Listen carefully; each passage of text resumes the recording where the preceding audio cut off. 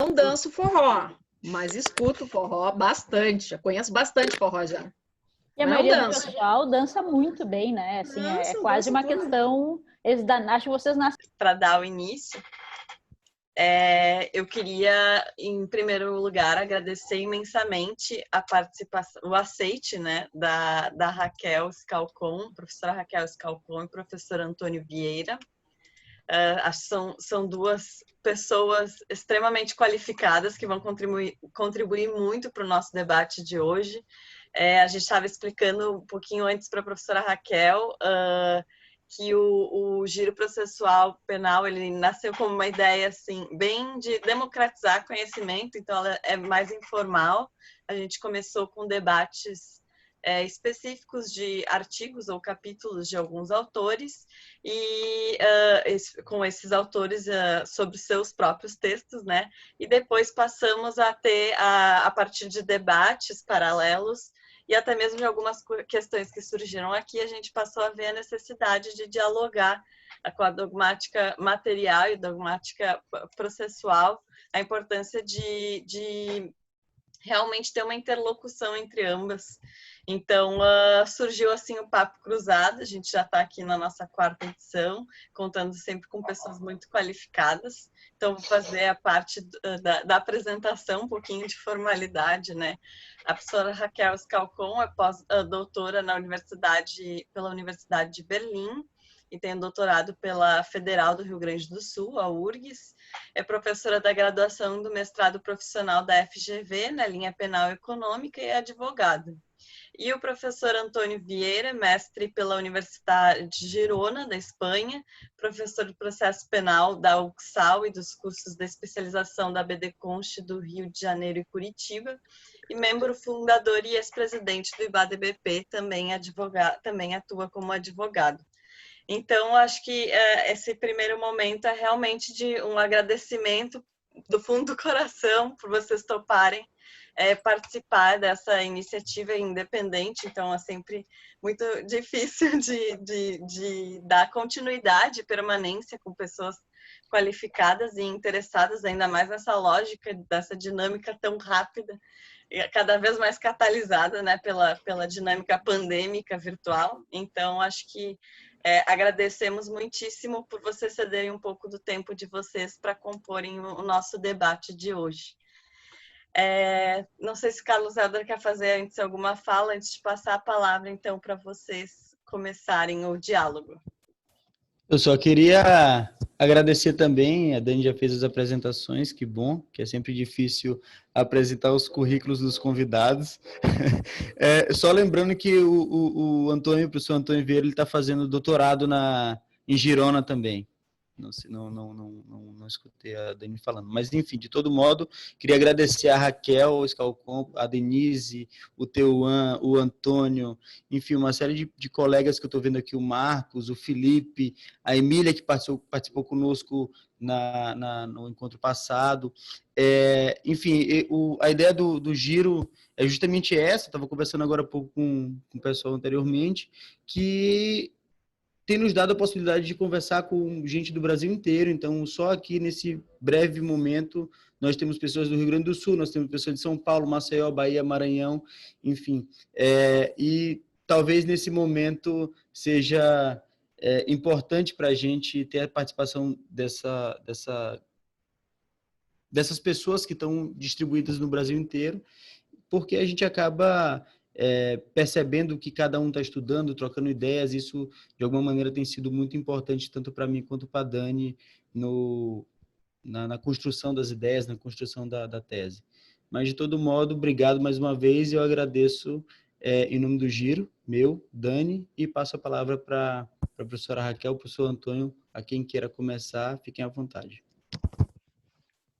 Bom, então, não sei, professor Antônio, como é que fazemos? Pode ficar absolutamente à vontade, professora. Pode ficar à vontade, por favor. Tá bem. Muito gentil da sua parte, então vou dar início aqui. Queria cumprimentar todos e todas que estão aqui, cumprimentar o Carlos, cumprimentar a Dani, enfim, tem tantos amigos aqui, né? Basicamente, quase todos que estão aqui são pessoas que eu tenho carinho Então, não precisaria nomear um a um, porque realmente são rostos conhecidos e fico muito feliz de poder fazer esse debate com vocês hoje. E queria fazer um agradecimento especial do Giro, enfim, na Dani, né? Vou fazer o agradecimento da pessoa dela por um motivo específico, né? E também uma confissão aqui da minha idade. Mas eu fui professora da Daniela em 2012, Direito Penal 1, na Universidade Federal, né? Eu era professora substituta e, enfim, aquela turma teve várias pessoas que seguiram o direito penal e viraram penalistas ou foram para a academia, e a Dani já era super competente, super crítica, super interessada, então é muito legal poder estar aqui hoje te vendo assim tão, né, desenvolta, com tantas conquistas, doutorado, audiência de custódia. Eu me sinto um pouquinho responsável, mas eu me sinto orgulhosa, né, de ver que os nossos alunos e hoje colegas e amigos são muito melhores do que a gente foi. Então, né, isso é o que mais alegra quem gosta realmente de ser professor. E eu realmente gosto. Então, muito legal fazer esse comentário inicial aqui, para agradecendo na pessoa dela a todos que estão aqui conosco.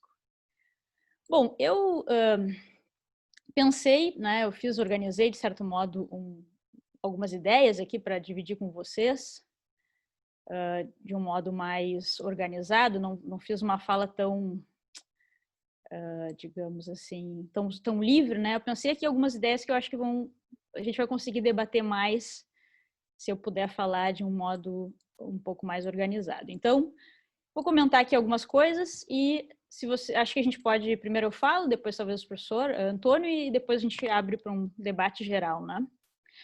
Bom, legalidade, né? Eu sugeri esse tema para a Dani quando ela me fez o convite e eu pensei, bom, talvez seja um tema velho, um tema clássico, um tema que já tiveram outras lives, né?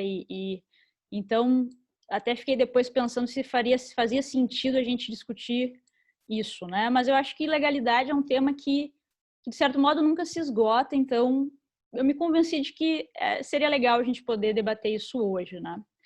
De certo modo, quando eu penso sobre a legalidade penal, eu sempre sinto assim, né? Eu vou estudar e agora eu vou agarrar bem essas ideias, ou seja, eu vou entender bem a interpretação, ou o que é uma analogia, ou quando que é uma efetiva retroatividade. E parece que quando eu me aproximo da legalidade, eu dou um passo em direção a ela, ela dá 2 passos para trás, ou seja, se afastando um pouco de mim, né? Então, ela tem um pouco esse mistério que me faz, ao mesmo tempo, querer tanto estudá-la e pensar sobre essa ideia, né? Afinal, legalidade em direito penal. E como ela é muito ampla, enfim, tem muitos aspectos que a gente poderia falar, eu optei por trazer algumas questões de teoria do direito e teoria da interpretação, e aplicar isso em um tema específico do direito penal administrativo, vamos dizer assim, que é um tema que eu estudo do ponto de vista dogmático, que é o conceito penal de funcionário público. Então, vou fazer esses 2 momentos. Primeiro, trazer algumas questões e depois a repercussão prática disso nesse âmbito específico do direito penal, né, dos crimes contra a administração pública. Bom, então, se a gente trouxesse já a teoria do direito aqui para a discussão, eu diria que ela já chegaria colocando o pé na porta, tá? Por quê? Porque nós falamos o tempo inteiro em princípio da legalidade, né?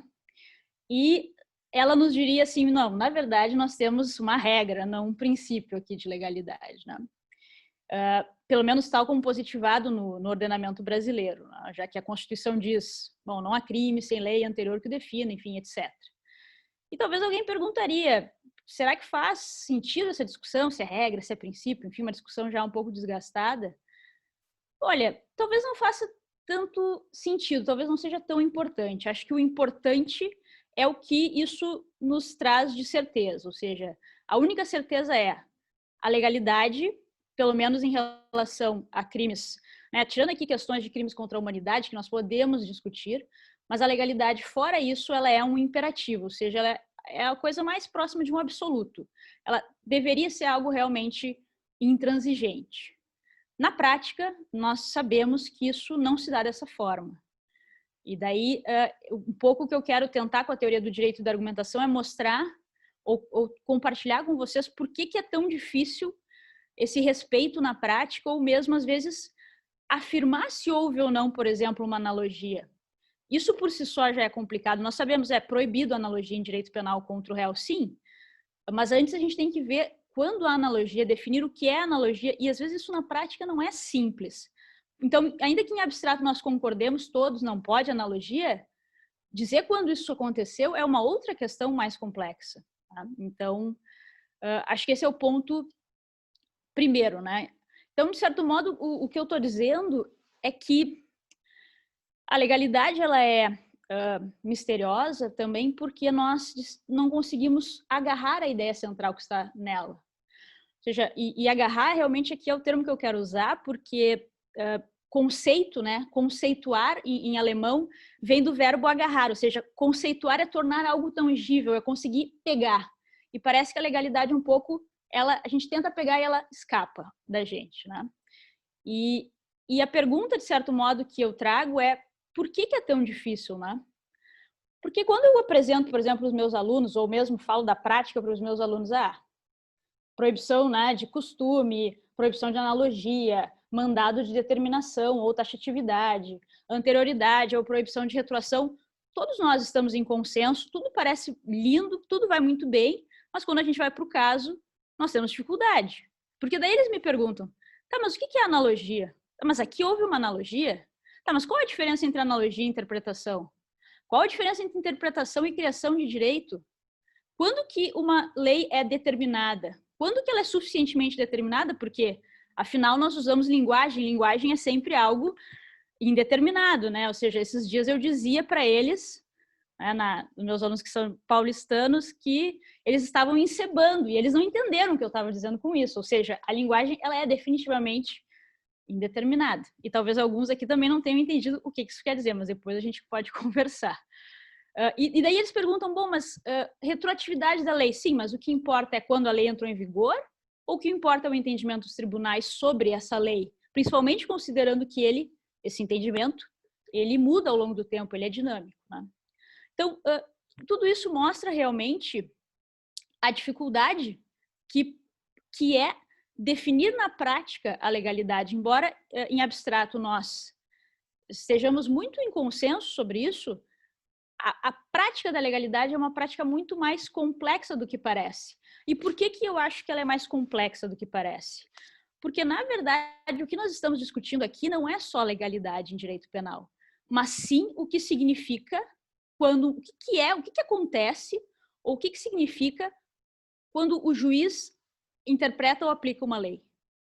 Essa é a discussão, na verdade. O que é interpretar uma lei? O que é aplicar uma lei? O que é interpretar um tipo penal? O que é extrair desse tipo penal a norma de conduta, né? Ou a proibição de agir, ou a obrigação de fazer algo, né? Nos crimes omissivos. É isso que é complicado. E é isso que nós temos dificuldade de perceber, né? E nesse sentido, eu diria o seguinte, enquanto teoria de interpretação e de direito, me parece que o legislador, quando ele aprova um texto legal, mesmo que seja um tipo penal, o que ele nos entrega é uma obra inacabada. Pode ser que às vezes ele entregue essa obra mais avançada ou menos avançada, mas ele nunca entrega essa obra, completamente terminada. Quem termina essa obra são os juízes, os advogados, enfim, os operadores, os doutrinadores. Conjuntamente, essas pessoas terminam aquilo que o legislador nos entrega apenas parcialmente pronto. É claro que ele não pode nos entregar de tão insuficientemente, pelo menos no âmbito penal, né, tão pouco avançada essa obra que viole a taxatividade, o mínimo de determinação. Mas o fato é, o legislador nunca nos entrega algo realmente acabado. Esse acabamento precisa ser feito pela prática, precisa ser feito pelos casos. Então, eu diria o seguinte, a premissa que eu estou assumindo é que a edição de um tipo penal, isso que nos importa aqui no direito penal, é o ponto de partida, só que não é o ponto de chegada da legalidade. É uma premissa inafastável, só que ela não nos garante, né, o tipo penal, a existência de um tipo penal é uma premissa inafastável, mas ela não nos garante o que a gente quer ver garantido quando nós falamos em legalidade em direito penal. Tá? Porque a norma de conduta que nós vamos realmente extrair a partir desse tipo, ela está em construção ainda e vai precisar que o judiciário, principalmente o judiciário, finalize essa especificação. E daí me parece que o problema vira outro, ou seja, nesse trabalho de finalização, de acabamento, até onde pode ir ou o que pode fazer o judiciário.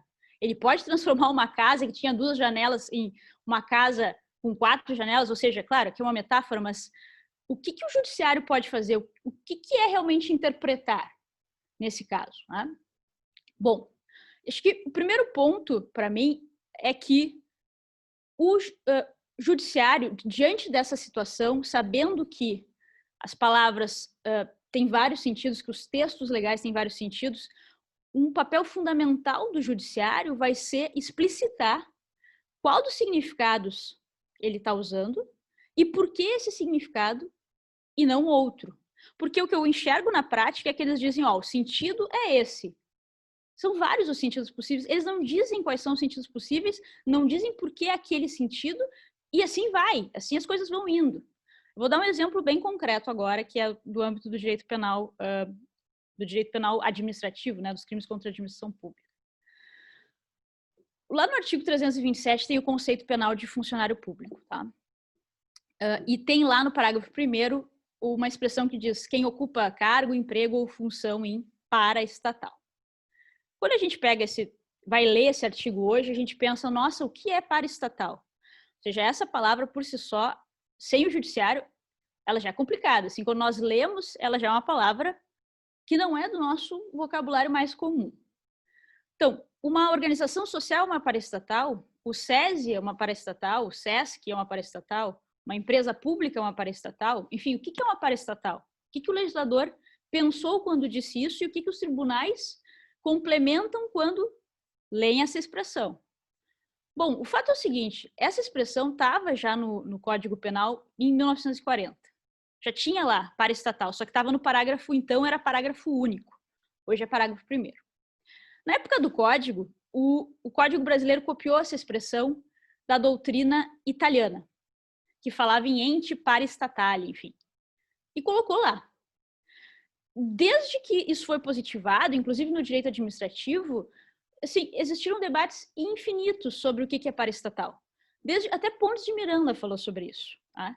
E mais ou menos durante um período, ou seja, desde 1940 até a década de 70, 80 pelo menos, tinha um certo consenso de que paraestatal é o que hoje nós chamamos fundamentalmente de administração pública indireta. Ou seja, empresas públicas, sociedades de economia mista, mas não só, eles também incluíam como paraestatal empresas privadas concessionárias de serviço público, o que não integra, né, a administração indireta. Ou seja, era um termo meio estranho.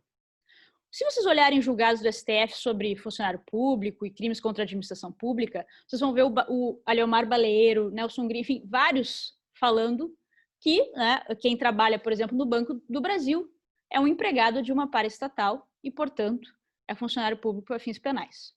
Só que, pelo menos, no mínimo, pelo menos em 1988, a estrutura administrativa mudou completamente. E principalmente em 95 e 98, com as reformas administrativas, ela mudou mais ainda. E surgiram, por exemplo, as organizações sociais, as OCIPs, figuras que não existiam como tais, né, antes. E o que aconteceu de 1940 para cá? Ou pelo menos começou a acontecer em 88 e aumentou na década de 90 e definitivamente nos anos 2000 isso aconteceu. A doutrina administrativa disse paraestatal são aquelas entidades do terceiro setor, ou seja, organizações sociais, OCIPs, não tem nada a ver com a administração pública indireta. Empresa estatal não é paraestatal, é estatal, tanto que nós temos hoje a lei das estatais.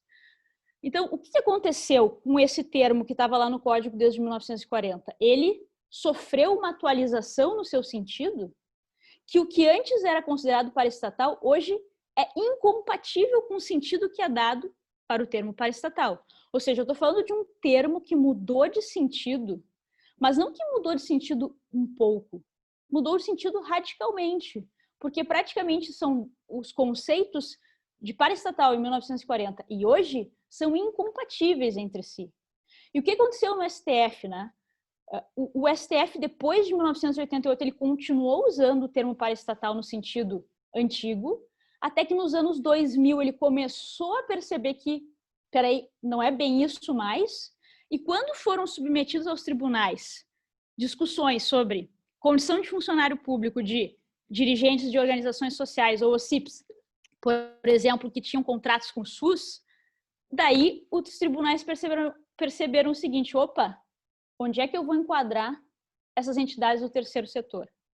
E daí eles disseram, não, peraí, aquele termo paraestatal que antes significava, por exemplo, empresa pública, sociedade de economia mista, não é mais isso que significa hoje. Hoje, paraestatal é organizações do terceiro setor. Então, quer dizer que dirigentes de organizações sociais ou OCIP são funcionários públicos para fins penais, porque está lá previsto no artigo 327 o termo paraestatal. Bom, o que o STF fez? Isso está muito claro no caso do Instituto Candango de Solidariedade, que era uma organização social que atuava na saúde no Distrito Federal. O STF mudou a interpretação, o sentido de um termo, o significado de um termo, mudou radicalmente esse significado, tornando quase incompatível as ideias que se tinham, né? E com isso, na prática, o que ele fez foi expandir a superfície de punibilidade. Porque se ele usasse o termo paraestatal no sentido do sentido originário, digamos lá, do legislador do Código de 1940, sequer existiam organizações sociais. E aquele termo era usado basicamente para administração pública indireta, ou seja, não era para nada que fosse fora do aparelho estatal. Então, o que o STF fez foi atualizar o sentido de um termo de forma incompatível com o sentido anterior e, terceiro, expandindo profundamente a superfície de punibilidade, porque isso fez com que dirigentes desses órgãos fossem equiparados a funcionários públicos. Não por acaso, uma das principais defesas que eles usaram nesses casos foi a de que eles não sabiam que eram funcionários públicos para fins penais, porque isso nunca ficou claro na jurisprudência dos tribunais. Bom, isso nos mostra uma segunda questão que decorre do que realmente significa interpretar, né, da dificuldade que é interpretar, da polissemia dos sentidos, do quanto as palavras podem mudar radicalmente, às vezes tornando incompatíveis os sentidos que elas são usadas. E isso nos leva a um segundo problema. Bom, se isso é assim, se o judiciário complementa a obra do legislador, inclusive no âmbito penal, só que a diferença é que no âmbito penal o legislador tem que entregar essa obra um pouco mais acabada do que nos outros âmbitos do direito, vamos dizer assim, o papel muda completamente o sentido do que é proibição de retroatividade. Por quê? Porque se eu só tenho claro o sentido efetivo, completo, especificado de um tipo penal, quando os casos chegam, ou seja, quando o judiciário entra em ação também, e os advogados, enfim, quando a discussão é colocada nesses termos, os entendimentos dos tribunais são essenciais para que eu defina a norma de conduta, ou seja, aquilo que eu exijo do cidadão. Antes disso, o cidadão só entende parcialmente essa norma ou pouco dessa norma. Então, a pergunta que eu coloco é, quando os tribunais mudam entendimentos, e aqui o professor Antônio também tem ótimos textos sobre isso, quando os tribunais mudam seus entendimentos, expandindo a punibilidade, porque se for o contrário, não há problema, mas expandindo a punibilidade, né? A noção que nós temos de anterioridade penal, de proibição de retroatividade, ela tem que ser adaptada a essa lógica, ou seja, de nada me serve o fato de que o termo paraestatal estava lá em 1940. O que importa é que os tribunais mudaram radicalmente o sentido que eles usavam, ampliando a superfície de punibilidade, pegando fatos passados. Isso não é violação da retroatividade, ou seja, como que eu avalio, afinal, o que é proibição de retroatividade? Se ela serve para evitar que eu seja surpreendido, se ela serve para orientar a minha conduta, o que o tribunal diz, principalmente em casos assim que me parece como esse evidente, às vezes o que o tribunal diz vai ser condição necessária para eu avaliar o que é retroatividade. E isso eu ainda acho que na prática é muito falho. Um segundo exemplo, eu já estou terminando, é o caso do ICMS declarado e não pago, né? Aqui claro, teria que fazer um estudo aqui. A grande dificuldade vai ser como avaliar essas posições dos tribunais, porque a gente quase entra numa discussão de precedente aqui também. Enfim, mas me parece que no caso do ICMS declarado e não pago, houve uma expansão novamente de punibilidade, que não era uma mensagem clara do Estado ao cidadão, e agora o Estado quer pegar fatos passados quando ele só torna completamente claro isso a partir de um determinado momento, ou seja, pelo menos a partir de uma consolidação no STJ, eu diria. Pelo menos. Talvez tenha que ser no STF, aqui eu teria dúvida. Então, isso pode atingir fatos passados? Eu acho que essa discussão acabou não sendo feita no julgamento e, naturalmente, não foi feita porque é complexa, né? Mas me parece que eu defenderia de forma, assim, defenderia convicta que aqui nós teríamos também um problema de retroação indevida no caso de atingir fatos passados, como é o que está acontecendo, né? Em síntese, o que eu tentei afirmar como ideia central para compartilhar com vocês? Não existe legalidade, né, sem um intérprete, ou seja, o legislador nos entrega algo inacabado. Partindo dessa ideia, né, como que nós vamos tentar garantir o que nós queremos com a legalidade, que é, sobretudo, uma orientação de condutas e que o Estado não possa ser arbitrário nas suas avaliações e nas suas condenações. Claro, isso é um ideal, ainda mais no Brasil, mas assim, como que nós podemos nos precaver mais disso? E acho que se nós dissermos para o intérprete, olha, você realmente participa disso, mas você tem limites, se nós partirmos dessa ideia, talvez nós ganhemos mais do que se nós continuarmos dizendo, né, que o juiz não constrói, que a interpretação é um ato quase declaratório. Eu diria que interpretar é um ato parcialmente declaratório, mas parcialmente constitutivo. E daí é aqui que nós temos que repensar como nos proteger, então, enquanto, né, considerando aqui que o direito penal, nós queremos uma aplicação não arbitrária, né, que não surpreenda o cidadão, como nos proteger diante dessa constatação. Isso acho que muda um pouco as exigências de legalidade, né? O que nós precisamos para que realmente nós possamos cumprir a promessa que a legalidade nos faz, para que ela não seja uma promessa vazia. Então, seria isso que eu queria compartilhar e agradeço a atenção e estou muito curiosa para escutar o meu colega. Muitíssimo obrigada, professora Raquel.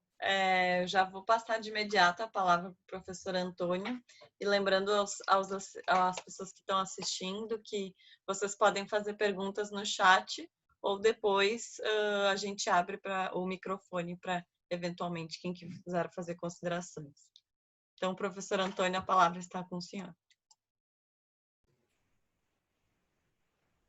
O meu cordial boa noite a todas e todos. Eu queria começar, naturalmente, agradecendo a enorme gentileza desse convite que me foi feito, né, na pessoa de Daniela e também do Helder, do Giro Processual Penal. Dizer que, para mim, foi um verdadeiro presente poder estar aqui ao lado da professora Raquel, que é alguém em relação a quem eu já venho acompanhando a produção acadêmica dela, especialmente sobre esse tema, já há algum tempo, e compartilhando, inclusive, com colegas do escritório, a leitura dos textos dela. Está aqui conosco, está a Carolina Peixoto, que é uma estimada e valorosa colega de escritório e que bem sabe disso, né, do quanto a gente tem estudado e do quanto eu tenho sugerido, recomendado a leitura dos textos da professora Raquel. E para mim foi um verdadeiro presente, né, poder ouvir essa formidável intervenção. Eu confesso que fiquei até sem vontade de falar, me deu muita vontade de discutir todos esses pontos que foram colocados pela professora Raquel, porque, por conta, inclusive, do ofício, né, da minha atuação profissional, esses são temas com os quais a gente vem recorrentemente tendo que lidar com isso. E é incrível porque essa discussão pode, a um olhar desavisado, ela pode parecer uma discussão um tanto quanto distante da nossa realidade, mas hoje muitos dos casos, e os exemplos que foram dados aí tocam bem isso, mas muitos dos casos que a gente tem acompanhado no campo penal, econômico e empresarial aqui no Brasil passam em torno exatamente dessas questões, e esse espaço de vulnerabilidade em relação à aplicação do princípio da legalidade tem sido, de fato, um problema muito grande.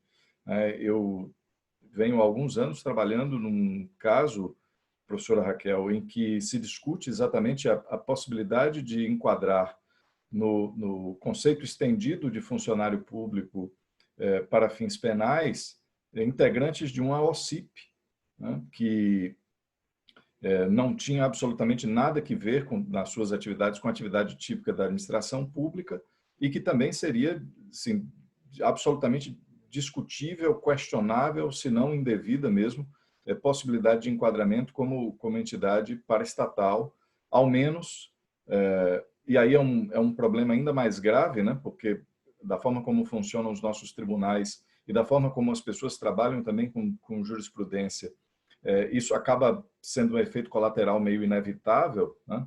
Porque você mencionava há pouco o caso do Instituto Candango de Solidariedade, que é um caso que eu acabei estudando bastante, mas o que é mais grave ainda é que me parece que estão pegando este caso como referência e estão extraindo deles conclusões que o julgamento dele não avançou, né?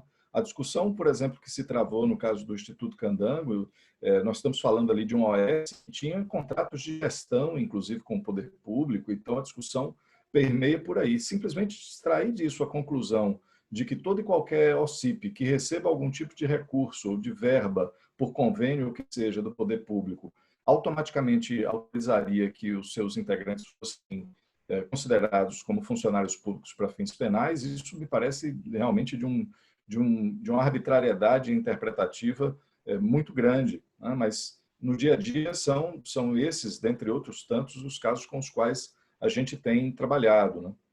Esse é um tema também sobre o qual eu tive a oportunidade de escrever, muito também por conta da angústia provocada, né, pela atuação nesses casos como advogado. Eu escrevi um texto com a querida colega aqui da Bahia, a professora Marina Cirqueira, que já participou também de uma das rodadas do Giro processual, sobre a questão da irretroatividade da jurisprudência penal em Mallam-Partem em matéria de crimes tributários, né? Mais especificamente no tema dos crimes tributários materiais, em que, a partir de um determinado leading case que tramitou no Supremo Tribunal Federal, daquele HC 81611, lá de 2003, se estabeleceu aquela primeira premissa, né, de que não se consumaria os crimes tributários materiais enquanto não houvesse a constituição definitiva do crédito tributário. Anos adiante, né, isso veio a se transformar na súmula vinculante, que todos nós conhecemos, mas o fato é que, em alguns casos, né, se usou essa novatio interpretationis, como eu tenho costumado chamar, né, porque é verdadeiramente aquilo que se chama de uma guinada jurisprudencial que aconteceu efetivamente com um leading case, né, para ressuscitar a punibilidade de fatos que, a rigor, pela interpretação vigente ao tempo da sua prática, né, e até ao tempo do término do prazo prescricional, já estariam prescritos, né? E, ultimamente, eu tenho trabalhado bastante num caso em que versa exatamente sobre essa discussão e mostra, eu imagino, a atualidade e a relevância que esses temas têm em relação aos problemas práticos que a gente enfrenta no nosso cotidiano, né? Mas eu quero dizer, de fato, que é uma alegria e uma honra muito grande poder participar justo na edição, né, em que contou também com a sua presença, porque foram muito valiosas as lições e eu espero que, se nós tivermos tempo para isso, a gente possa discutir um pouco mais também a fundo desses casos. Bom, minha área é o processo, né? Eu sou um professor de processo penal já há alguns anos aqui na Universidade Católica. Ao contrário do que disse o Helder, lamentavelmente não estou fazendo o doutorado em Girona. Gostaria muitíssimo, mas as circunstâncias e a necessidade de estar no Brasil nesse momento e por tudo que aconteceu, inclusive em função da pandemia, isso ainda não me permitiu pensar num retorno à Espanha, mas eu espero, de fato, poder fazer isso em breve, né? É um projeto que eu ainda não abandonei, apesar das circunstâncias todas que nós estamos vivendo.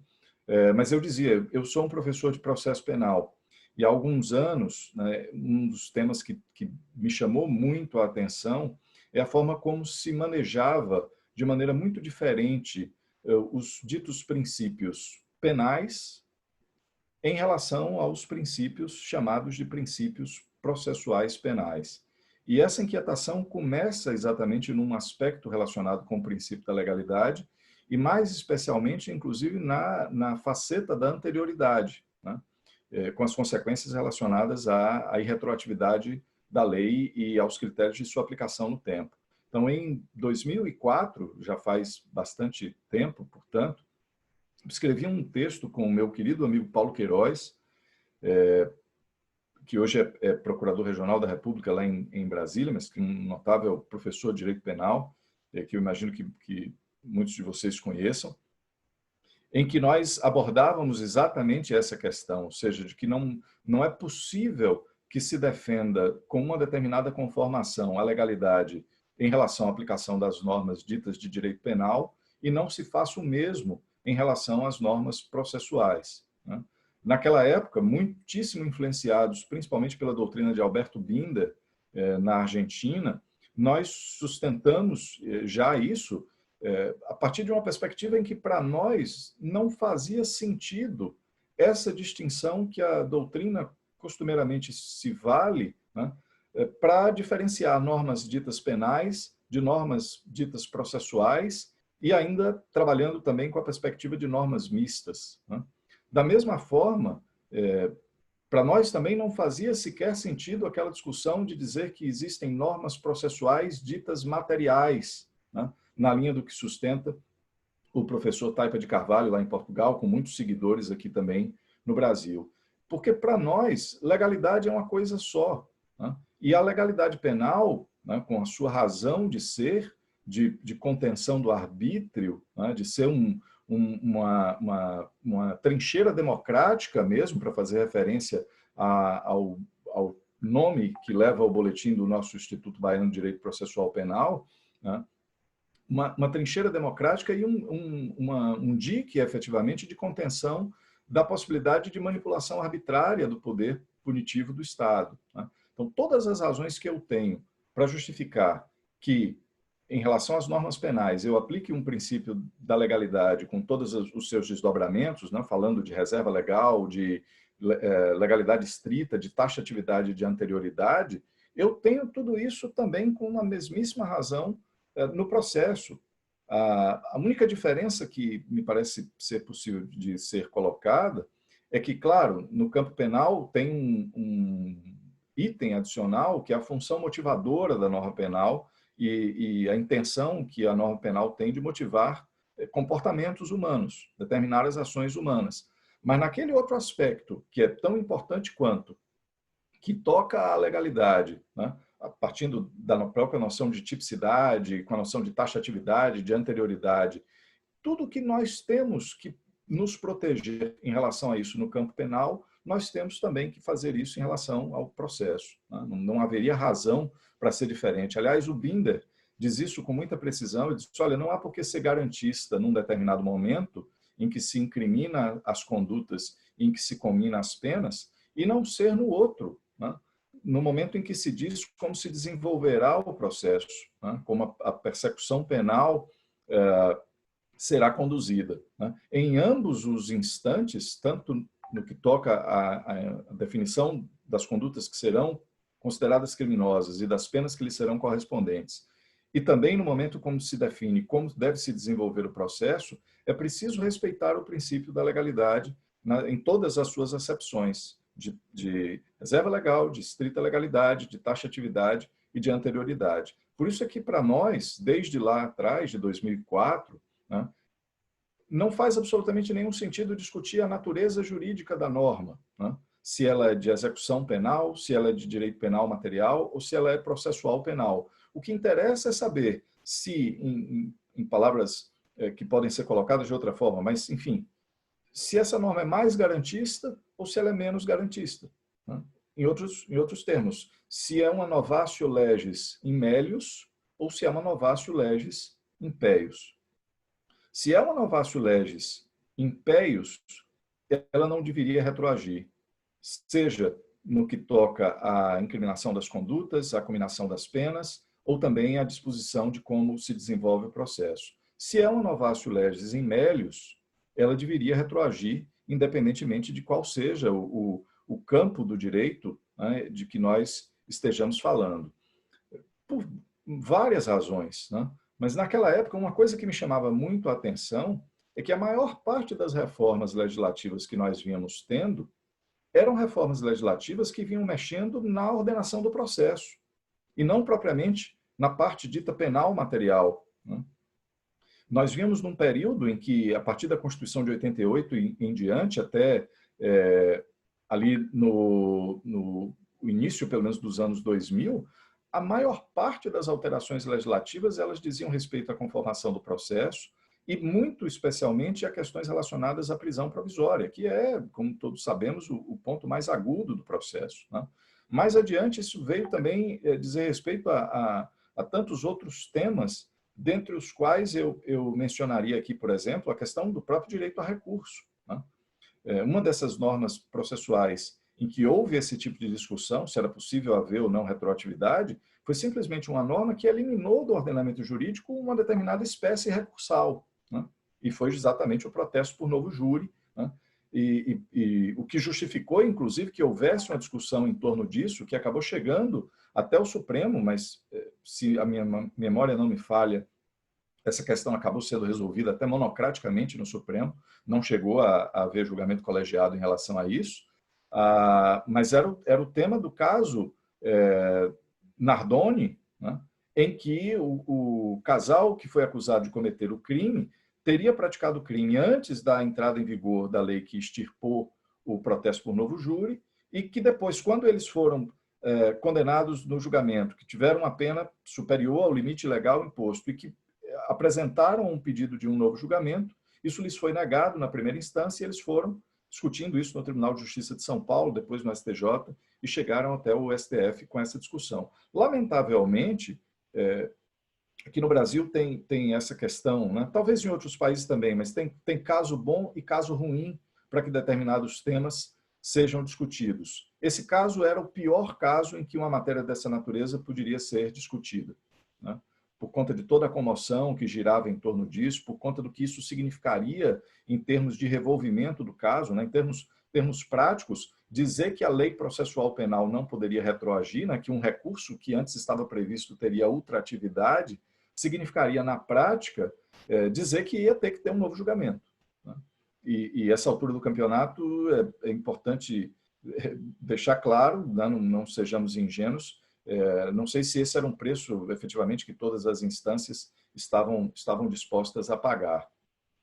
Mas o fato é que esse é um tema que, desde então, até vem sendo discutido aqui no Brasil. Vários autores passaram, inclusive, a adotar uma posição semelhante. O próprio Aury Lopes passou a incorporar esse posicionamento no fantástico curso de processo penal que ele produz já em inúmeras edições, citando, inclusive, o texto que eu havia escrito com Paulo. Vários outros autores passaram a tratar disso, né? O próprio Tourinho Filho acabou revendo a posição que ele sustentava há décadas, né, em sentido contrário, de que, em matéria de direito processual penal e de aplicação da lei processual penal no tempo, era tempus regit actum, né, aplicação imediata, etc. Mas esse ainda é um tema do qual a gente se ressente por isso não ter chegado a um tribunal superior, ao STJ ou ao Supremo, num debate em que a coisa fosse talvez mais aprofundadamente discutida, né? Porque, ao nosso ver, e isso tratamos também um pouco mais à frente, no outro texto em que a gente falava sobre a relação, né, entre direito penal e direito processual penal, ao nosso ver, não há por que fazer esse tipo de distinção, né, de leis penais de um lado, leis processuais de um outro, princípios penais de um lado, princípios penais do outro. Como já diz há muito tempo, né, desde a década de 70, o Jorge Figueiredo Dias, há entre direito penal e processo uma relação de mútua referência e complementariedade, né? Então, da mesma forma, o Júlio Maier, ambos, direito penal e processo, são instrumentos por meio dos quais se realiza a política criminal do Estado. Então, não há por que se ter um tratamento diferente em relação ao direito penal e outro em relação ao processo. E a impressão que nos dava é que, de certa forma, por conta da maneira como vinha evoluindo a dogmática penal de maneira muito consistente, é que a nossa defesa, né, em relação a eventuais investidas arbitrárias do Estado estava muito bem posta no campo do direito penal, mas nós estávamos muito vulneráveis no campo do processo, né? Toda vez que se queria, de alguma forma, apertar as engrenagens punitivas, né, recrudescer a forma de funcionamento do sistema, se mexia na maneira como se estrutura o processo, né? E admitir que isso aconteça e que isso possa ser aplicado a casos do passado é algo que, desde daquele momento, desde aquela época, não entrava efetivamente, como até hoje não entra na nossa cabeça. Por isso é que passamos a sustentar, até muito na linha do que faz o próprio Ferraioli, né? Se a gente pega os 10 axiomas do sistema garantista, o que Ferraioli faz é sair dos axiomas penais e migrar para os quatro últimos axiomas, que são tipicamente axiomas processuais penais, né? Nullum iudicium sine accusatione, nulla accusatio sine probatione, nulla probatio sine defensione, né? E no final das contas há uma perfeita combinação, né, entre os axiomas de direito penal e os axiomas do processo, né? Da mesma forma, essa é uma frase do Daniel Pastor, também da Argentina, que me parece genial, aquela própria discussão sobre condições objetivas de punibilidade, né, que se tem lá no campo penal e que durante muito tempo houve uma discussão em relação à chamada natureza jurídica daquilo. O Daniel Pastor pega e diz, olha, se nós quisermos, né, nós podemos dizer que o devido processo legal é uma condição objetiva de punibilidade. E com isso nós trazemos a ideia de legalidade processual penal e de devido processo penal. Estava aqui agora há pouco o Felipe Giacomoli, o professor Nereu fala disso magistralmente, né? Aliás, tem vários amigos aqui, eu depois vou tentar fazer referência a todos eles, porque é muita gente, mas sintam-se já desde logo todos abraçados e cumprimentados. Mas, como eu dizia, isso permite trazer a noção de devido processo legal e devido processo penal para dentro do direito penal, né? E dizer, em última análise, ainda na linha dos axiomas de Ferraioli, nullum crime nulla pena sine probatione, nullum crime nulla pena sine defensione, nullum crime nulla pena sine accusatione, e assim sucessivamente, né? E nós, ao fazermos isso, né, no segundo texto que eu escrevi com o Paulo, nós tivemos só um cuidado, né, de fazer uma advertência.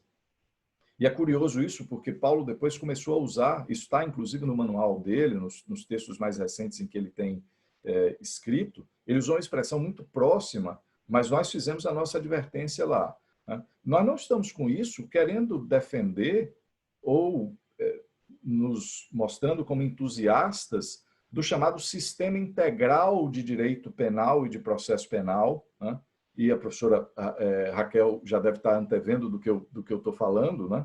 Que alguns autores na Alemanha, eu diria que muito especialmente o Freund, né? E também, em alguma medida, o Voltaire, né? Em toda aquela discussão que eles têm junto com o próprio Frisch, né? Daquilo que eles defendem, porque eles vão tão longe nessa ideia, né, de que aquilo teria a junção de direito penal e processo teria uma função de fazer com que o direito penal fosse levado a sério, que, em última análise, no campo probatório, eles propõem rebaixamento, inclusive, de estándares de prova, né? Para dizer, olha, em casos muito graves, de crimes complexos, onde a prova é muito difícil, essa noção de sistema integral deveria ter como consequência até mesmo o rebaixamento da exigência do grau de suficiência probatória que deve ser exigido para se considerar uma determinada hipótese fática como provada. Não sei, acho que não vai ter tempo para a gente avançar mais aprofundadamente nessas discussões, mas, evidentemente, não é nada disso do que nós tratávamos. O que nós tratávamos é simplesmente a ideia de que os princípios de direito penal devem ser aplicados também ao processo e vice-versa naquilo que for aplicável. E esse tema, eu diria até desgraçadamente, ele volta a ser um tema da ordem do dia, principalmente com essas mudanças legislativas mais recentes, com a própria lei anticrime, com todas as discussões que têm sido travadas em torno disso, né? Mas a nossa posição não mudou, né? Eu não tenho não enxergo nenhuma justificativa para tratar diferente no quesito aplicação no tempo as normas ditas penais e ditas processuais penais. E da mesma forma que eu procedo em relação ao direito penal, em que eu não posso admitir interpretação extensiva em malam partem, em que eu não posso admitir analogia em malam partem, em que eu não posso admitir o uso de conceitos jurídicos indeterminados, por meio dos quais o juiz tenha nas mãos um cheque em branco e que ele possa preencher esse conceito qualquer coisa, eu também não poderia aceitar isso, né? Da mesma forma que eu não posso ter, por exemplo, uma expressão como ordem pública preenchendo um tipo penal, eu não posso ter uma expressão como ordem pública como um elemento justificador de uma prisão provisória, né? Porque isso é de tal ordem de abstração que qualquer coisa cabe aí dentro, né? Da mesma forma, eu não posso ter uma medida de natureza processual penal, especialmente uma medida coercitiva, que seja regulada por medida provisória. É também uma manifestação do princípio da legalidade. Também, desgraçadamente, não se pode deixar de fazer um registro de que até hoje nós temos a prisão temporária sendo utilizada no nosso país e que tem lá na origem do seu processo legislativo uma medida provisória, né? Quase que como um ato de contra-reforma às mudanças que haviam sido feitas na Constituição Federal promulgada em outubro de 88. Né? E isso é mais grave ainda quando a gente percebe a maneira como os nossos juízes e tribunais em geral, como eles interpretam essas normas, né? E eu já adianto, concordo inteiramente com a professora Raquel de que nós vamos ter uma proteção completamente deficitária, se não nula, se nós não estendermos essa noção de retroatividade a uma irretroatividade em relação à maneira como a interpretação é feita, né? Ou a irretroatividade da jurisprudência. A professora Mariângela Magalhães Gomes tem uma frase muito interessante, em que ela diz fundamentalmente, olha, seria inaceitável que a gente permitisse que os juízes fizessem aquilo que é vedado ao próprio legislador. Se o legislador não pode editar uma lei para o passado, né, porque essa lei, sendo desfavorável, ela tem a retroatividade, a mesma coisa não se pode permitir que o judiciário faça, criando uma nova interpretação que, às vezes, muda completamente o enquadramento de uma determinada norma. Às vezes nós estamos discutindo coisas que podem parecer mais supérfluas, mas são temas que vão dizer respeito a dizer se um fato é ou não é típico, se um determinado crime está ou não está prescrito, né? E isso é da mais absoluta importância. E são exatamente essas discussões que estão sendo tangenciadas por todo esse tema que nós estamos falando aqui, por todas essas questões de legalidade, e, a bem da verdade, o que me parece é que nós estamos perdendo de goleada, né? Nós estamos tomando de 7-1 todo dia, talvez muito, né? Porque a doutrina precisa, a academia precisa ocupar um espaço que é um espaço de, quando nada, de criar constrangimento, né? De mostrar que as coisas não podem ser assim, e de apontar efetivamente aonde estão os erros. Para terminar, eu acho que já me alonguei até demais, acho que até já passei do tempo, peço desculpas se já tiver feito isso, mas eu queria só fazer uma referência rápida a uma discussão que tem toda a atualidade do momento, né, pelo que está circulando aí nas redes sociais, que é aquela discussão sobre a interpretação dada ao artigo 188 do Código de Processo Penal em matéria de interrogatório, né? Se o interrogatório admite ou não um exercício parcial do direito ao silêncio, né? Se o acusado pode dizer que não vai responder às perguntas que foram formuladas pelo juiz e pelo promotor, mas que quer responder às perguntas que forem formuladas pelo seu defensor. Nos últimos 15 dias, eu acho que a gente teve pelo menos 2 casos muito emblemáticos em torno dessa discussão, que são ainda mais agudizados pelo fato dessas audiências acontecerem em formato de videoconferência, né? Em que o exercício do direito de defesa, né, fica, além de tudo, muito comprometido, muito prejudicado, né? Eu devo dizer a vocês, eu acho fantástico que a gente tenha a possibilidade de se reunir, como estamos fazendo aqui, para discutir temas tão importantes com gente dos mais diversos lugares do país. Essas coisas que a tecnologia nos proporciona são, de fato, extraordinárias, né? Mas nós estamos fazendo isso aqui porque não tem o direito de ninguém em jogo, não tem a liberdade de ninguém em jogo, né? Se houvesse uma liberdade de uma determinada pessoa em jogo, né, eu particularmente não, assim, eu tenho que confessar, já não me sinto muito à vontade nesse formato, né? Porque estou aqui falando, de vez em quando a gente tem aquela sensação até estranha, estou falando aqui para frente de uma tela de computador, por mais que eu esteja vendo alguns de vocês aí, eu até adoro quando as pessoas deixam a câmera ligada, porque a gente tem um pouco menos aquela sensação de solidão, né? A gente tem um efeito feedback, né? De ver ali, eu estou vendo o Teuan balançando ali a cabeça, muito obrigado, está todo mundo aí abrindo a câmera agora, vai ser que fiquem tranquilos, a minha intenção não é também obrigá-los a isso. Mas veja, nós estamos fazendo isso, olha o Tafarella ali, o grande Rogério Tafarella, querido amigo. Nós estamos fazendo isso, Renata Saraiva também, olha que coisa boa, já fiquei mais alegre só de ver tanta gente boa e querida. Está ali também a Cláudia Lisley, também, o Luiz Henrique Lima, Tiago Vieira agora, uma turma enorme. Mas, para concluir, meus caros, já me desculpando por ter me alongado tanto, né? A discussão em torno do exercício parcial do direito ao silêncio, né?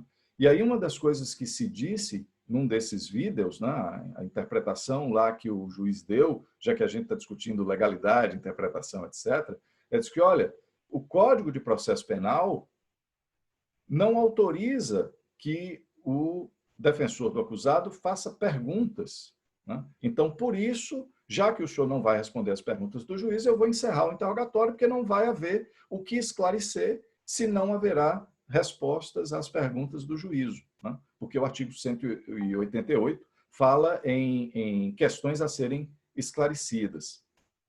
E é interessante como as pessoas fazem isso, me desculpem a franqueza, mas assim, com uma certa disfarçatez, né?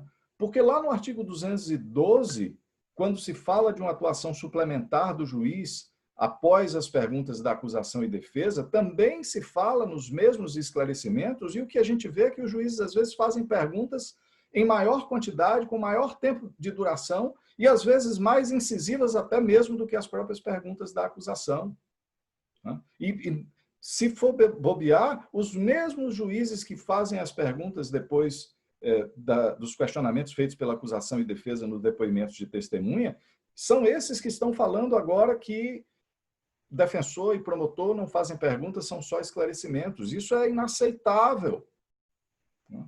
E me desculpem ficar até, em certa medida, um tanto exaltado com isso, mas é preciso apontar o dedo nessas feridas e causar um mínimo constrangimento à forma como o direito tem sido tratado aqui no nosso espaço. A gente sabe que direito é acima de tudo, disputa de poder, né? Mas há limites para isso, né? Há limites. E quando a gente vê algo desse gênero acontecendo numa audiência de videoconferência, né, e a gente às vezes se imagina, inclusive, no lugar do sujeito que está ali sentado, não só no lugar do defensor, mas às vezes no próprio lugar do réu que está ali presenciando tudo aquilo atônito, né? De fato de causar alguma sensação de um misto, né, de indignação profunda e até em certa medida de desânimo, né? Mas muito felizmente a gente tem espaços como esses que vocês nos proporcionam para que a gente possa colocar essas questões e trocar ideia com gente tão querida, tão qualificada e tão generosa. Muito obrigado.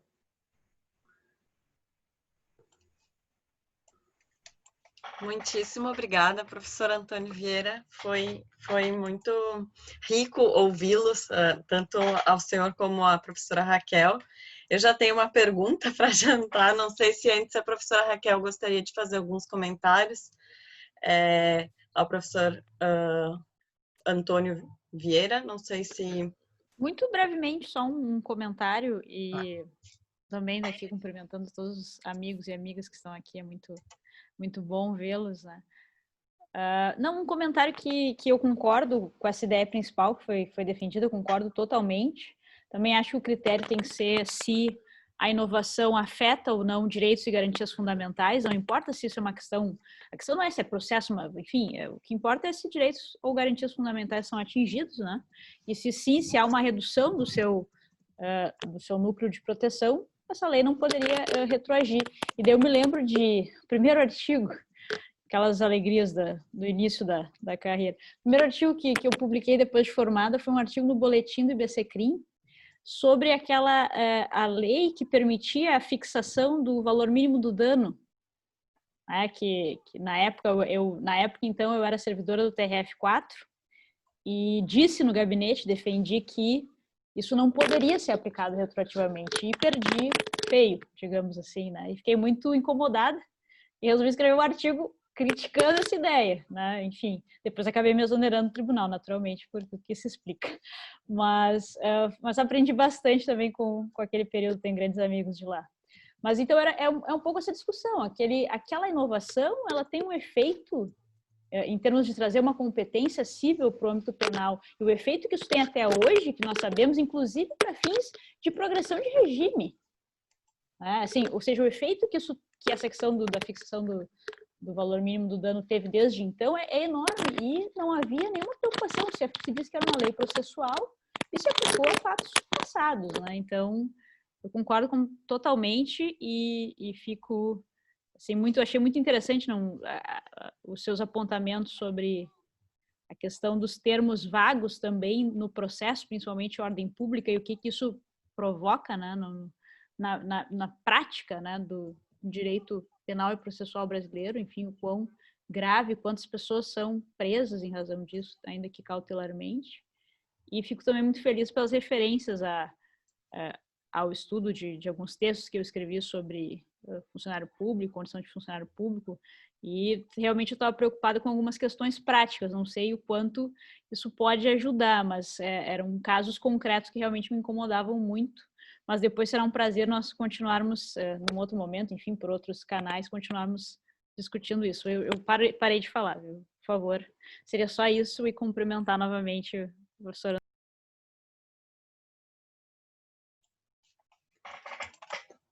Bom, eu vou dar aqui, então, vou estrear as perguntas, questionamentos, ou até mesmo considerações, não sei se vou conseguir desenvolver um questionamento final lapidado, né? Mas é justamente com o que a professora Raquel estava agora mencionando, e que tem a ver com as duas falas que foram feitas hoje, trazendo a questão dos direitos e garantias fundamentais e a redução do núcleo de proteção. Eu fico pensando aqui a questão da prova, né? E o que a gente, o que o Zanoide desenvolve concernente à tipicidade das intervenções processuais, em termos de aplicabilidade, em termos de conteúdo sobre direitos fundamentais. E aí o que a gente vai ver num texto de um argentino, que até foi o Carlos Helder que me indicou na época, do Brusoni, que é o Nulla Coactio Sine Legio, para falar justamente de uma abordagem de como a medida de coerção ela precisa abordar, é preciso, para se falar em medida de coerção ou qualquer outro tipo de ingerência a direitos fundamentais, é preciso se fazer essa abordagem à tipicidade processual, né? E aí eu fico me questionando quanto à abordagem do princípio da liberdade de prova. Eu no início estava angustiada, tentando conceber uma contraposição à teoria racionalista da prova, mas depois, até debatendo com o Helder, a gente viu, não é uma contraposição, mas é só porque às vezes a teoria racionalista da prova ela não dá conta. É o caso de, por exemplo, das provas inominadas, né? Então, queria ouvi-los um pouquinho sobre essa questão, assim, eu também colocando para o debate, né, se alguém mais quiser fazer um comentário a respeito. Eu sugiro que, pela competência, em todos os sentidos possíveis, o professor Antônio comece.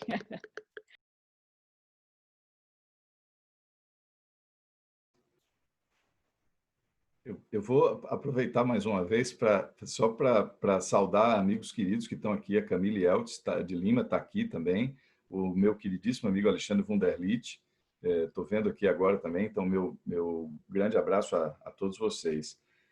Veja, é um tema que a gente levaria um bom tempo aqui discutindo. O Brusoni, de fato, tem essa colocação, da qual também compartilha o Daniel Pastor, né? Nullum crime, nulla pena sine lege, também da mesma forma, nulla coatio sine lege, né? Certa, prévia, escrita e scripta, né? Em todas as suas acepções. Esse texto do Brusoni é um texto fantástico que está naquele livro, se não me falha agora a memória, no livro em homenagem ao Júlio Maier, que é uma obra simplesmente magistral, né? E que tem outros vários textos fantásticos. O Daniel Pastor também trata disso naquele livro Tensiones, né? Que foram clássicos lá da Editores del Puerto, né? E que é uma editora que faz tanta falta, né? Produziu tanta coisa de extraordinária qualidade durante tanto tempo.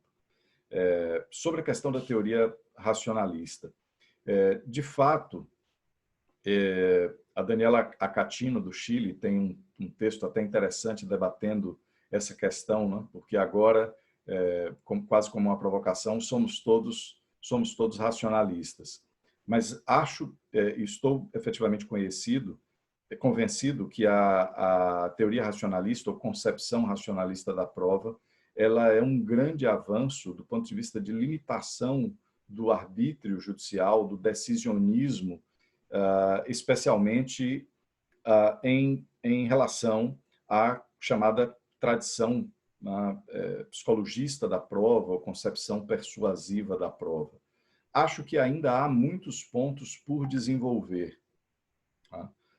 Acho que a teoria racionalista ela pode permitir grandes avanços em relação à forma como nós trataremos a tomada de decisão sobre os fatos no processo judicial, como eu tenho costumado dizer, obrigando que o juiz se exponha muito mais, né? Obrigando que o juiz, na sua decisão, especialmente em relação a esses aspectos de dar determinadas hipóteses fáticas por provadas, que o juiz precise demonstrar, né, a maneira como ele desenvolveu todo o raciocínio probatório, que o juiz precisa explicar as inferências probatórias que foram feitas e demonstrar, inclusive, que essas inferências são inferências epistêmicas, né?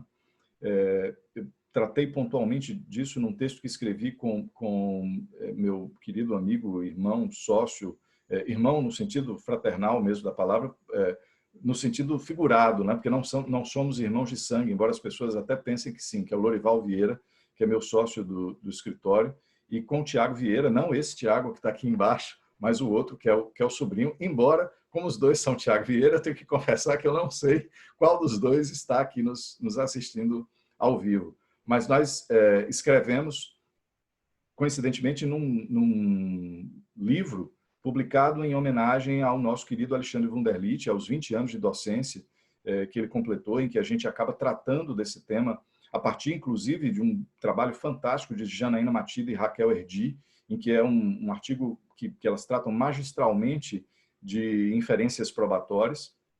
E uma das coisas que a gente atacou é a maneira como, às vezes, nas decisões judiciais e nas alegações das partes, as inferências probatórias são feitas com verdadeiros saltos inferenciais, né? Se tornando inferências completamente arbitrárias, né? E mais ainda, a necessidade de se desenvolver efetivamente, de nós encontrarmos um estándar de prova que nos permita entender melhor quando é que nós podemos dizer que há prova suficiente para determinar uma determinada hipótese como provada, né? Há um artigo do Código de Processo Penal português que usa a noção de prova suficiente. Eu não vou me lembrar de cor aqui o número do dispositivo agora. A minha memória diz que é 213, mas eu não tenho nenhuma confiança nela, então, até se a Renata Saraiva tiver aí, quiser me lembrar se eu estou falando o artigo correto, ela pode nos ajudar. Antônio, infelizmente eu não sei o artigo, mas posso procurar aqui também no código. Tá, mas o número, eu te agradeço imensamente, mas o número não tem lá maior importância. Mas é um artigo que é curioso porque fala, né, que ocorrerá determinada coisa, o juiz poderá decidir, decretar, salvo engano, até a prisão provisória, quando houver prova suficiente. Né? E aí fica, evidentemente, a grande interrogação. Bem, ok, mas quando se pode dizer que há prova suficiente? Né? A metáfora que Alexandre Moraes da Rosa e Janaína usaram, a do salto com vara, né, a altura do sarrafo, a que eu costumo usar, a do tamanho do copo de água. Né? Se eu peço que alguém vá lá dentro e busque uma determinada quantidade de água suficiente para encher meu copo, e a pessoa não sabe o tamanho do copo que eu tenho na mão, ela tanto pode trazer muito pouca água e água ser insuficiente, quando ela pode trazer, eventualmente, água demais, né? E isso vira verdadeiramente uma loteria. Mas, como eu dizia, o Código de Processo Penal português tenta definir quando é que há essa suficiência. E, basicamente, diz o seguinte, olha, haverá prova suficiente quando houver uma probabilidade muito grande do cara ser condenado.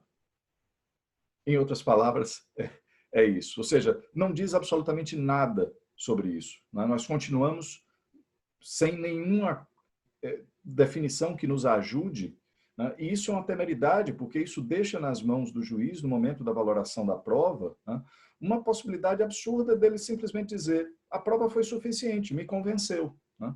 Foi suficiente para me convencer. Mas você pode ser um juiz que você se convence com muito pouco ou com quase nada, você pode ter o seu convencimento, de certa forma, influenciado por vieses cognitivos que já estavam estabelecidos pela forma, inclusive, como se desenvolveu o processo, e essa é uma grande discussão. Eu, particularmente, não acho que a teoria racionalista nos ofereça respostas, por exemplo, para essa discussão sobre tipicidade probatória. Né? Acho, inclusive, que a tendência, entrando aí agora mais no cerne da sua pergunta, Daniela, a nossa tendência é de que a gente tem uma dificuldade muito grande de tipificar todos os meios de prova com um grau de... A gente pode fazer isso no gênero. Né? A gente pode falar que existe prova documental, que existe prova científica e que existe prova dependente de memória, ou prova oral, ou prova testemunhal, como normalmente se utiliza. Mas daí a definir, num Código de Processo Penal, todas as pequenas hipóteses de meios probatórios que serão utilizados e as provas serão produzidas, isso me parece realmente impossível. Mas esse não é o meu maior ponto de desconforto. Né? Embora eu acho que esse é um problema, talvez, para ser resolvido não pela teoria da prova, né, digamos assim, mas é um problema que precisa ser resolvido pela legalidade. Né? Eu estou de pleno acordo de que se há, eventualmente, a criação de novas formas de intervenções, de medidas intrusivas, probatórias no processo penal, que isso não deveria ser aplicado retroativamente quando for eventualmente desfavorável ao acusado, quando for restritiva de direitos fundamentais e assim sucessivamente. Mas eu não acho que a teoria da prova nos ofereça solução para essa questão. Eu acho que nós temos muito mais uma contribuição aí das discussões em relação à concepção racionalista da prova, no que toca à maneira como se desenvolve o raciocínio probatório, né? A maneira como se dá a valoração da prova judicial e até antes disso, né? No quesito de admissibilidade das provas, né? Do que pode e do que não pode entrar no processo, discutindo critérios de admissibilidade, do que propriamente em relação a essa questão de tipicidade probatória.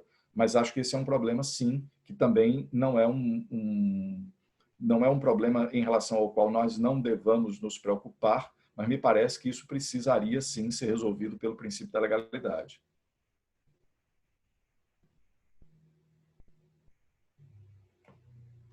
Muito obrigada, professora Antônia. Eu não sei se a professora Raquel quer fazer alguma consideração. Eu vi que tem uma pergunta, tem um inscrito para fazer um questionamento. Só vou fazer um comentário que eu concordo totalmente com o Antônio. E acho que essa questão também dos estándares probatórios, a gente só vai concretizar isso. A gente precisa também da jurisprudência dos casos para essa concretização, porque o que é suficiente, né? Por exemplo, como no Código de Portugal, realmente nós não temos isso sem sujar as mãos com os fatos, né? Ou seja, não é possível essa ideia. E daí reforça um pouco o problema que é o problema de linguagem, e que como o direito usa a linguagem, a gente acaba precisando desses esclarecimentos, né? A indeterminação vai estar sempre lá, ela vai ser às vezes maior ou menor. Então, se nós partirmos dessa ideia, eu acho que muda, ou seja, a responsabilidade mesmo, né? Não o poder, eu não quero dar mais poder ao judiciário, eu quero exigir mais responsabilidade, né?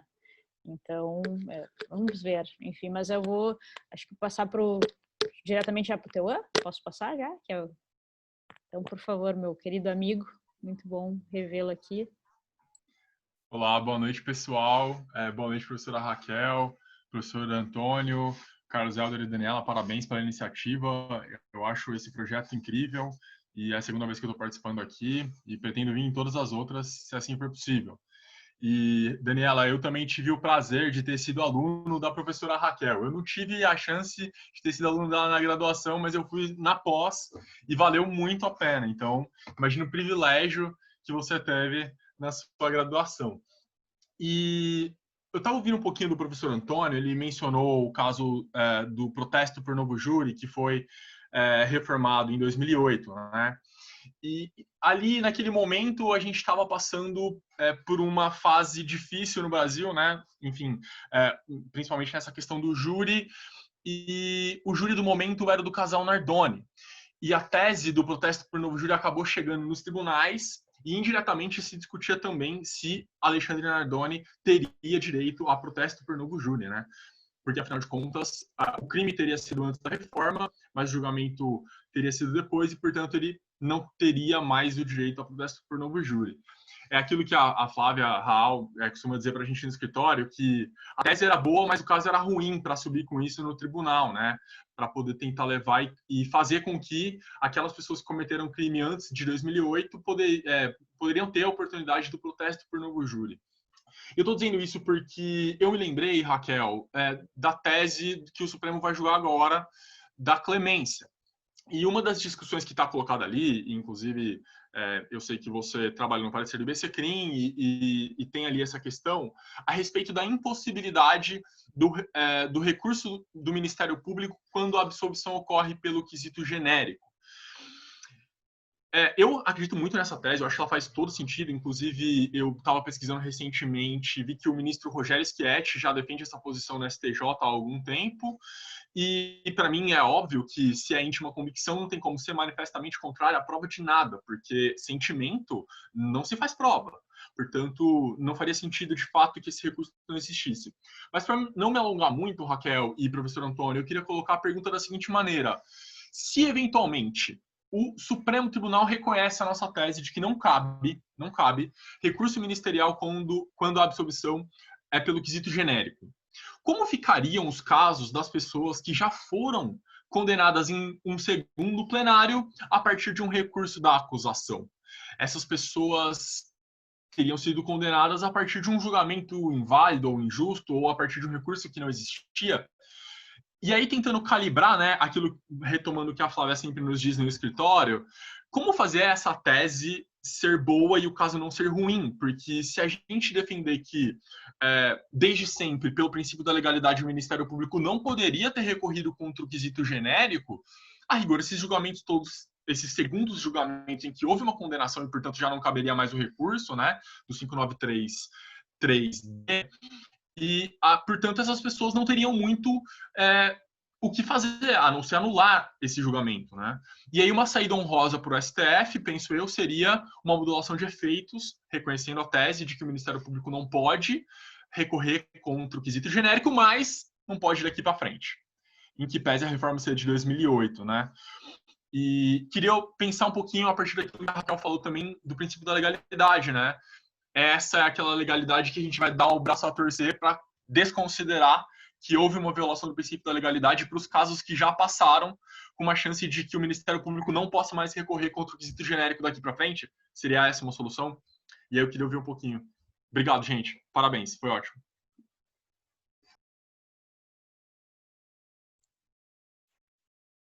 Começo eu? Como é que... Bom, obrigada, Teuan, pela pergunta. Bom, eu diria da seguinte forma, né? Se enquanto acadêmica, primeiro respondendo enquanto acadêmica, me parece que só há uma solução.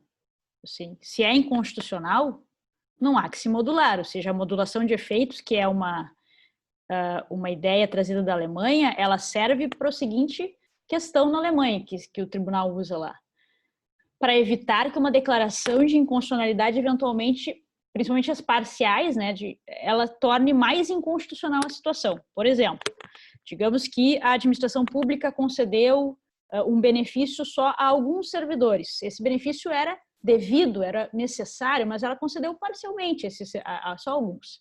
Aí o tribunal reconhece que há aqui uma inconstitucionalidade por violação da igualdade e diz que ele tem que ser estendido a todos, mas digamos que eventualmente é que isso precisa ser feito pelo Poder Executivo, que o tribunal não faça isso diretamente.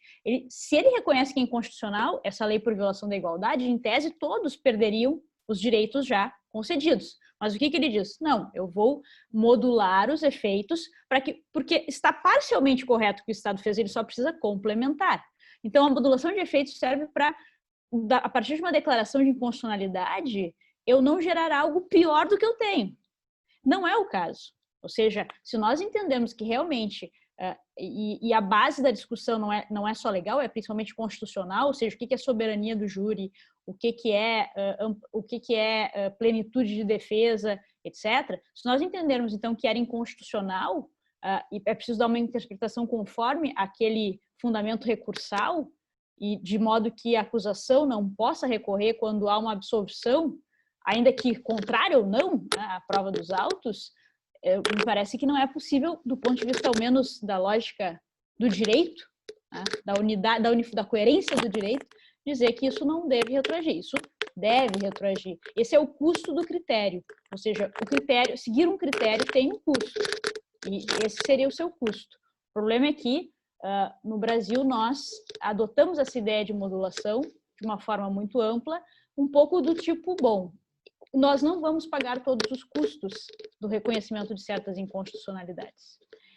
Então, do ponto de vista, daí dizendo eu aqui, construindo consensos possíveis, talvez o que aconteça, se é que aconteça, né, se é que vai acontecer, seja essa ideia de que é daqui para o futuro, ou seja, o que aconteceu no passado aconteceu, que os júris, aquelas condenações são válidas e etc. Isso talvez seja o que o consenso possível construa.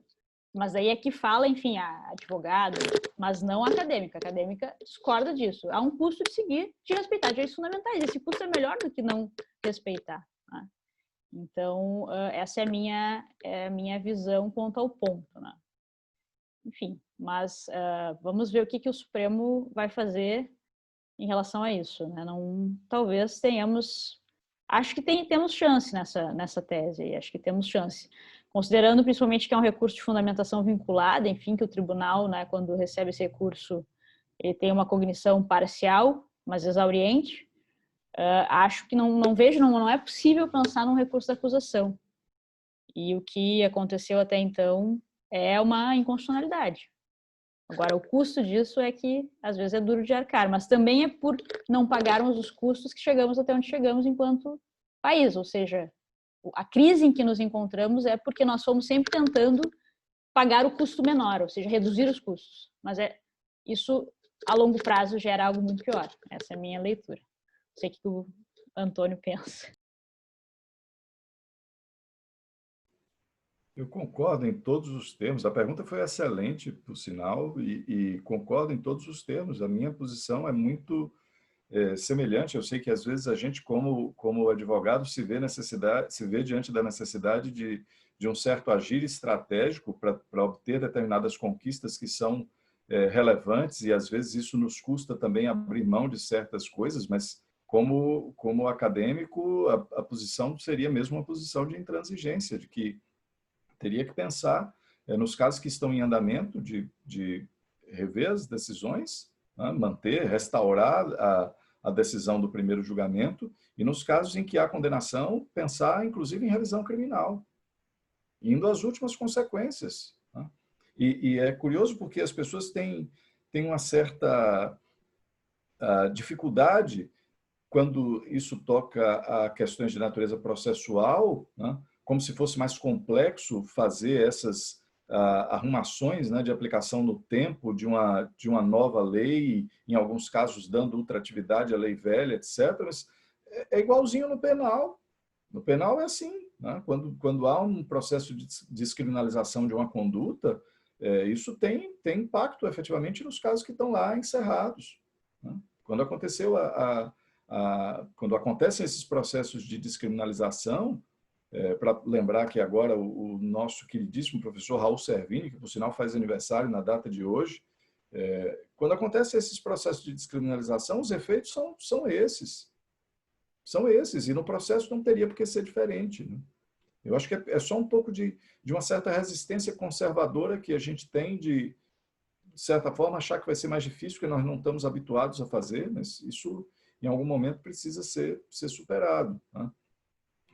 O Teuan disse muito bem, o ministro Schietti, desde os tempos em que ele era do MPDFT, né, ele segue o Júlio Maier nesse ponto. Ele segue o Júlio Maier nesse ponto, né, em relação à questão do recurso da acusação. Eu tenho uma posição em relação a isso, que é a seguinte, vou tentar falar muito resumidamente, embora o tema até merecesse um pouco mais de desenvolvimento das ideias. Para mim, ponto 1, o fato da decisão ser, né, proveniente de um veredito do tribunal do júri não isenta a necessidade de observância de um estándar de prova. Tá? Ponto 1. Foi o júri que decidiu, um conselho de sentença, 7 jurados, ok, mas para eles também tem que ter um estándar de prova. Se nós formos pegar na tradição do anglo-americana, do júri, né, o Beyond Any Reasonable Doubt, né, o BARD, surge exatamente num contexto de decisão do júri. É bem verdade que eles lá têm uma dificuldade enorme, já foram e voltaram inúmeras vezes em relação à decisão de se isso deve ser explicado e como isso deve ser explicado ou não aos jurados, e já passaram, inclusive, pela fase como diz o Larry Lauder, né, de desespero supremo, de dizer, olha, é melhor não explicar nada, porque quanto mais você tenta explicar, pior fica. O que é, abrindo um parêntese, a prova da aberração, que é, para além de toda dúvida razoável, que a jurisprudência aqui no Brasil começou a aplicar como se isso fosse uma espécie de gatilho retórico, né, para resolver o problema de justificação das decisões e parecer que as decisões estão todas up-to-date, né, que está todo mundo atualizado em termos probatórios. Mas aí você tem, às vezes, no mesmo caso, e na Lava Jato isso aconteceu várias vezes, de você ter uma decisão na primeira instância num determinado sentido, né, por exemplo, condenando, e uma decisão na segunda instância absolvendo por maioria, em que todos eles, se não todos, pelo menos a maioria deles, estava dizendo que estava aplicando o mesmo estándar de prova e dizendo que estava aplicando para além de toda dúvida razoável. Se eu precisava de alguma prova maior de que o para além de toda dúvida razoável não serve para ser um estándar de probatório, está aí, né? Se todo mundo diz que está aplicando o mesmo estándar e eles chegam a conclusões diferentes em relação a ter ou não ter prova suficiente, temos um grande problema. Voltando, para mim, o fato da decisão ser proveniente do tribunal do júri não isenta, não dispensa da necessidade de se observar um determinado estándar de probatório, um critério de suficiência. Ponto 1. Ponto 2.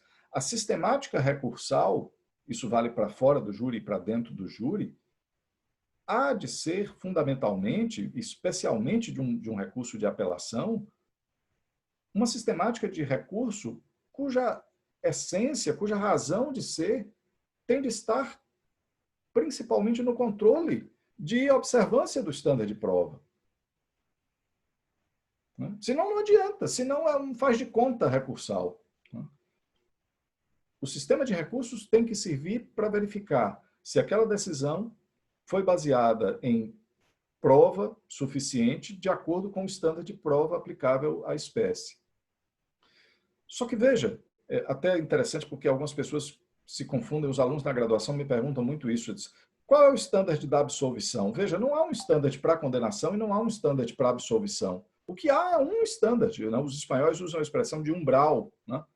Superou, tá perfeito, ok, é um dos pressupostos para a condenação. Não conseguiu superar, o resultado necessariamente tem que ser o da absolvição, né? Então, estou dizendo isso porque, na minha opinião, a forma, até quando se admite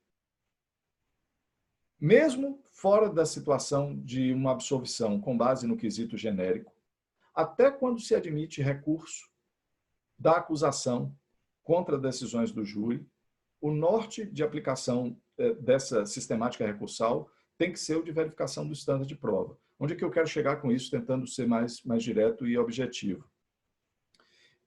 É que a leitura que se pode fazer em relação à manifesta contrariedade à prova dos autos vai ter que ser diferente a depender do recurso ser da acusação ou de ser da defesa.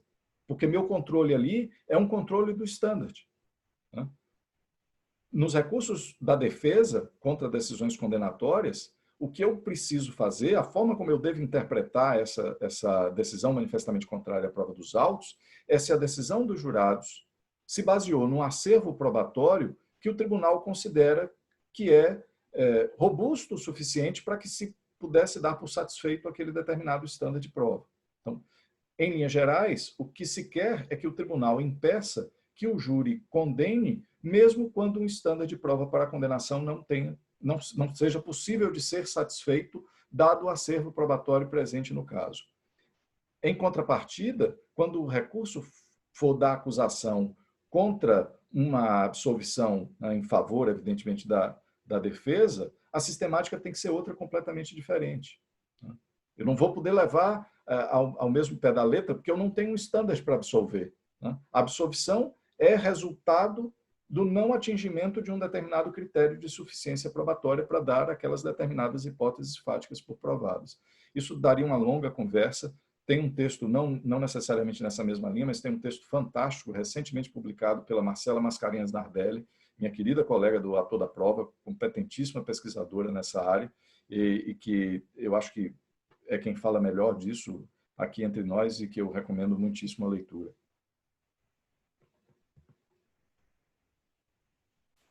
Agora, eu não sei se tem alguém na frente, mas eu fiquei pensando, já que o tema é legalidade, tanto penal quanto processual, eu fiquei pensando nas situações atuais em que a legalidade fica refém dos acordos.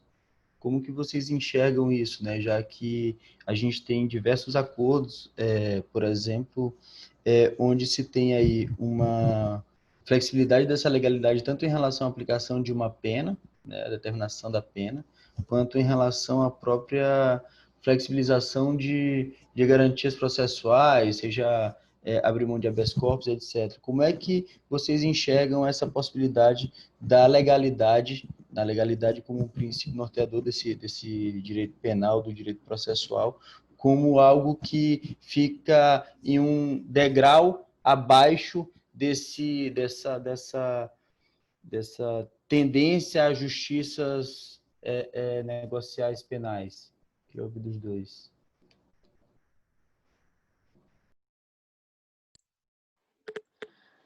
Bom, esse é um tema um pouquinho mais complexo, digamos assim, em termos de legalidade, assim, é uma mudança que nós chamamos de justiça penal negocial, enfim, e essas possibilidades, talvez a gente devesse ter seguido um pouco os portugueses que são completamente contra isso, né? Mas essa é uma outra, não é a nossa realidade, talvez nem fosse, não é possível nós só amaldiçoarmos a escuridão e não tentar acender uma luz, né?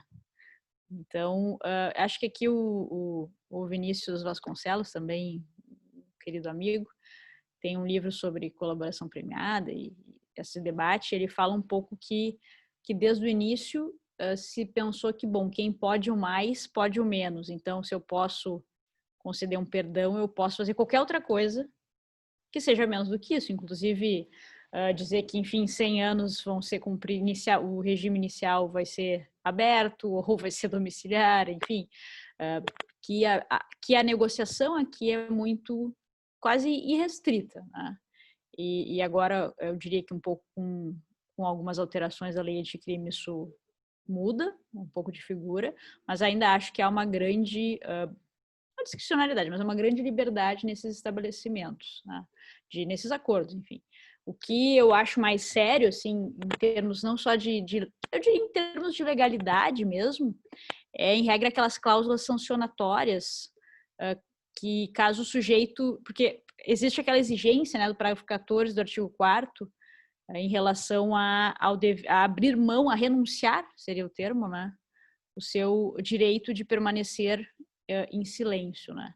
E isso está na lei das organizações criminosas. Para mim, tem um problema talvez de inconstitucionalidade aqui, ou pelo menos parcial, porque eu tenho que, no mínimo, estabelecer um tempo em relação ao qual eu vou renunciar ao exercício desse direito, né, já que a renúncia atinge o plano de eficácia do direito, e, em regra, esse tempo acaba nem sempre sendo estabelecido, ou nunca sendo estabelecido, e daí, de certo modo, eu fico eternamente, renunciei eternamente, não é uma renúncia, é muito mais do que isso, né? E então, acho que aquelas cláusulas, principalmente dos acordos, em que se diz que se eu, de certo modo, pego de volta, né, reassumo, termino esse período de renúncia e volto ao tentar utilizar em algum outro momento o meu direito de permanecer em silêncio, eu acho, por exemplo, que essa cláusula, que está em todos praticamente acordos, que não se discute tanto, né? Ela é manifestamente ilegal, porque ela viola agora não me lembro se é o 188 do Código de Processo Penal, mas ela violaria um dos artigos do Código de Processo Penal, que justamente diz que eu não posso, que o meu silêncio não pode ser usado contra mim. E, de certo modo, aquela cláusula vai permitir indiretamente que isso acabe depois acontecendo, enfim. Então, acho que esse é um dos pontos que não é muito discutido. Eu realmente acho que talvez, se nós quisermos falar novamente em legalidade no direito penal, esse seja um ponto importante, ou seja, a questão dos acordos cada vez mais vai ser uma tendência, enfim, ainda mais com os acordos de não persecução penal, enfim, as inovações, a ampla gama de crimes que vão cair dentro disso, enfim. Uma discussão grande também sobre tipicidade que vai ter, para saber que crime é e saber se está dentro da possibilidade de acordo. Isso também vai impactar a discussão de legalidade, né? Que sentido que eu dou a cada palavra. Então, acho que aqui nós vamos ter refundado essa discussão em outros termos, né? E talvez em uma situação mais grave ainda, né? Enfim, isso é só uma pergunta muito interessante. Posso direto já? Eu não ia me perdoar se eu não lembrasse ou se eu não falasse, então recorri à minha pesca aqui. É o artigo 283(2) lá do Código de Processo Penal português, que, tentando explicar, né, o critério de suficiência do caput do artigo, diz assim: consideram-se suficientes os indícios sempre que deles resultar uma possibilidade razoável de, ao arguido, vir a ser aplicada por força deles em julgamento uma pena ou uma medida de segurança. Ou seja, não diz nada, né? Não nos ajuda, acho que até piora, acho que a gente ficaria melhor sem essa definição. A pergunta do Helder é também excelente, né? E me lembrou de imediato um extraordinário artigo escrito por Alexandre Wunderlich, Rogério Taffarello e João Daniel Rassi, né? 12 perguntas sobre a delação premiada, que é um texto que virou já um clássico no tema. E uma das coisas que eles discutem lá é a famigerada cláusula de execução antecipada da pena, né, em função dos acordos. Tem tudo a ver com isso. Eu diria mais ainda. Eu sou um crítico da forma como nós estamos aplicando delação no Brasil, o que não é naturalmente grande novidade, não é uma grande nota distintiva, porque deve ter mais outro milhão de pessoas que seja, mas eu acabei trabalhando isso na pesquisa do mestrado, na perspectiva, inclusive, dos riscos epistêmicos que estão envolvidos nos casos de uso da delação premiada como meio de investigação ou como meio de prova.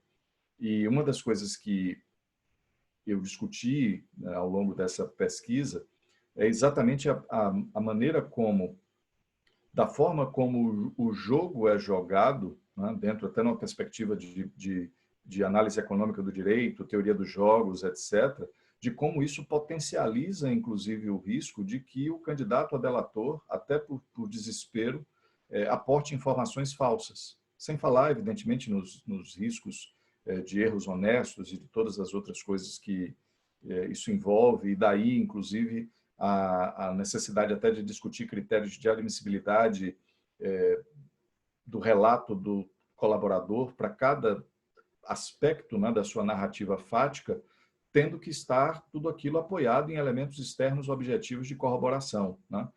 De sorte que não há uma possibilidade de aproveitamento, né, de elementos de corroboração que corroboram uma parte do relato para outras partes do relato que não estão devidamente corroboradas. Mas, enfim, essa dinâmica, né, evidentemente, me faz pensar que se alguém, né, premido ali pela negociação, pelas circunstâncias da negociação. A gente teve um caso no Brasil, que é um caso clássico, em que, se minha memória não falha, num processo em que tinham 13 réus, 11 eram delatores. Né?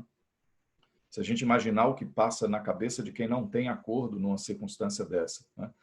Se o sujeito estaria disposto a ir tão longe, que seria capaz, eventualmente, de até levar informações falsas para os seus relatos, em prol de conseguir o acordo. Imagine o que isso não tem de potencial quanto à questão da própria capacidade de determinação, né, em relação a abrir mão de determinados direitos fundamentais, né, que todos esses temas nos levam a refletir. O grande ponto, e essa é uma discussão um pouco mais ampla, é a maneira como nós estamos fazendo, né, o transplante desses institutos jurídicos que são mais típicos de outros sistemas, inclusive de outros sistemas com outra maneira de ordenação, para aqui para o Brasil, inserindo isso tudo num sistema de matriz inquisitória, como é o nosso, né? E achando, às vezes ingenuamente, às vezes nem tanto, que isso vai, em algum momento, adversarializar o nosso sistema, mas o que tem acontecido é exatamente o oposto, né? Como denuncia com muita precisão o professor Jacinto Coutinho, isso tem tornado o nosso sistema cada dia mais inquisitório, né? Um super sistema inquisitório. E, evidentemente, quando a gente faz essas importações, né? Esses transplantes, sem fazer as devidas adaptações à nossa realidade, né? A maneira como funciona aqui entre nós a própria forma como se desenvolve a persecução penal, a ausência de ferramentas de discovery em relação à prova, por exemplo, que faz com que a acusação tenha uma vantagem estratégica processual muito grande, a própria ausência de controle, muitas vezes, em relação a casos de overcharging, né, em que as denúncias são infladas, né, com acusações maiores, com o objetivo de tudo isso pesar, eventualmente, também na hora de uma possível negociação.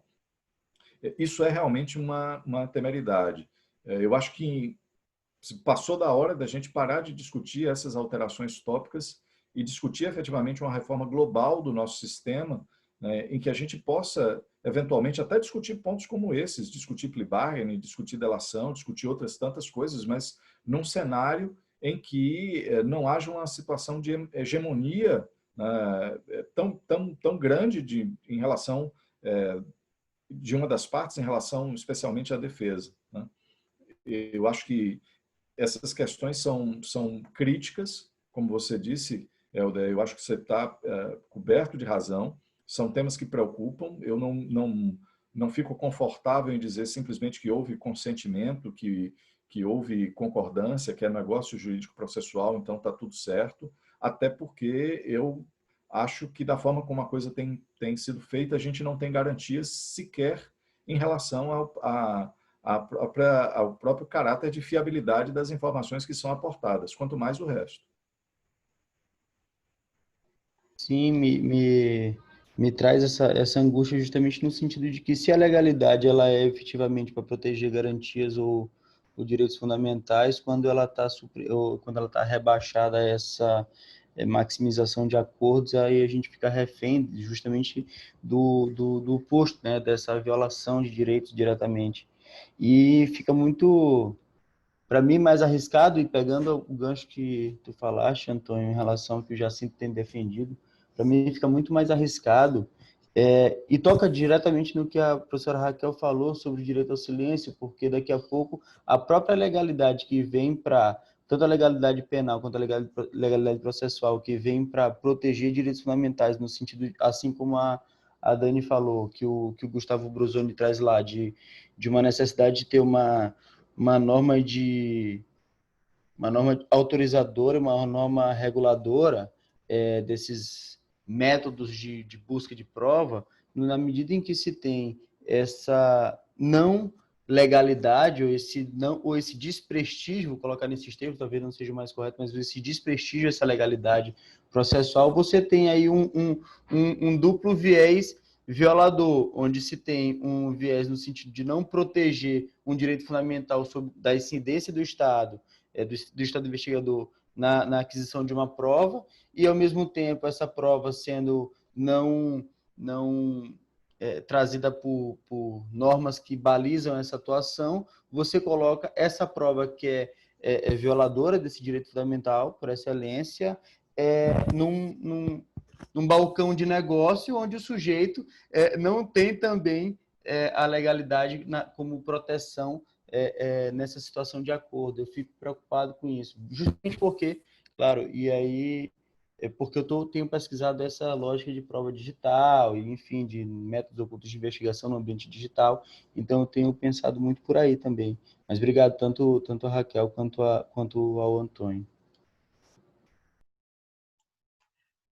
Bom, devido ao avançado da hora, a gente não quer também explorar os nossos convidados.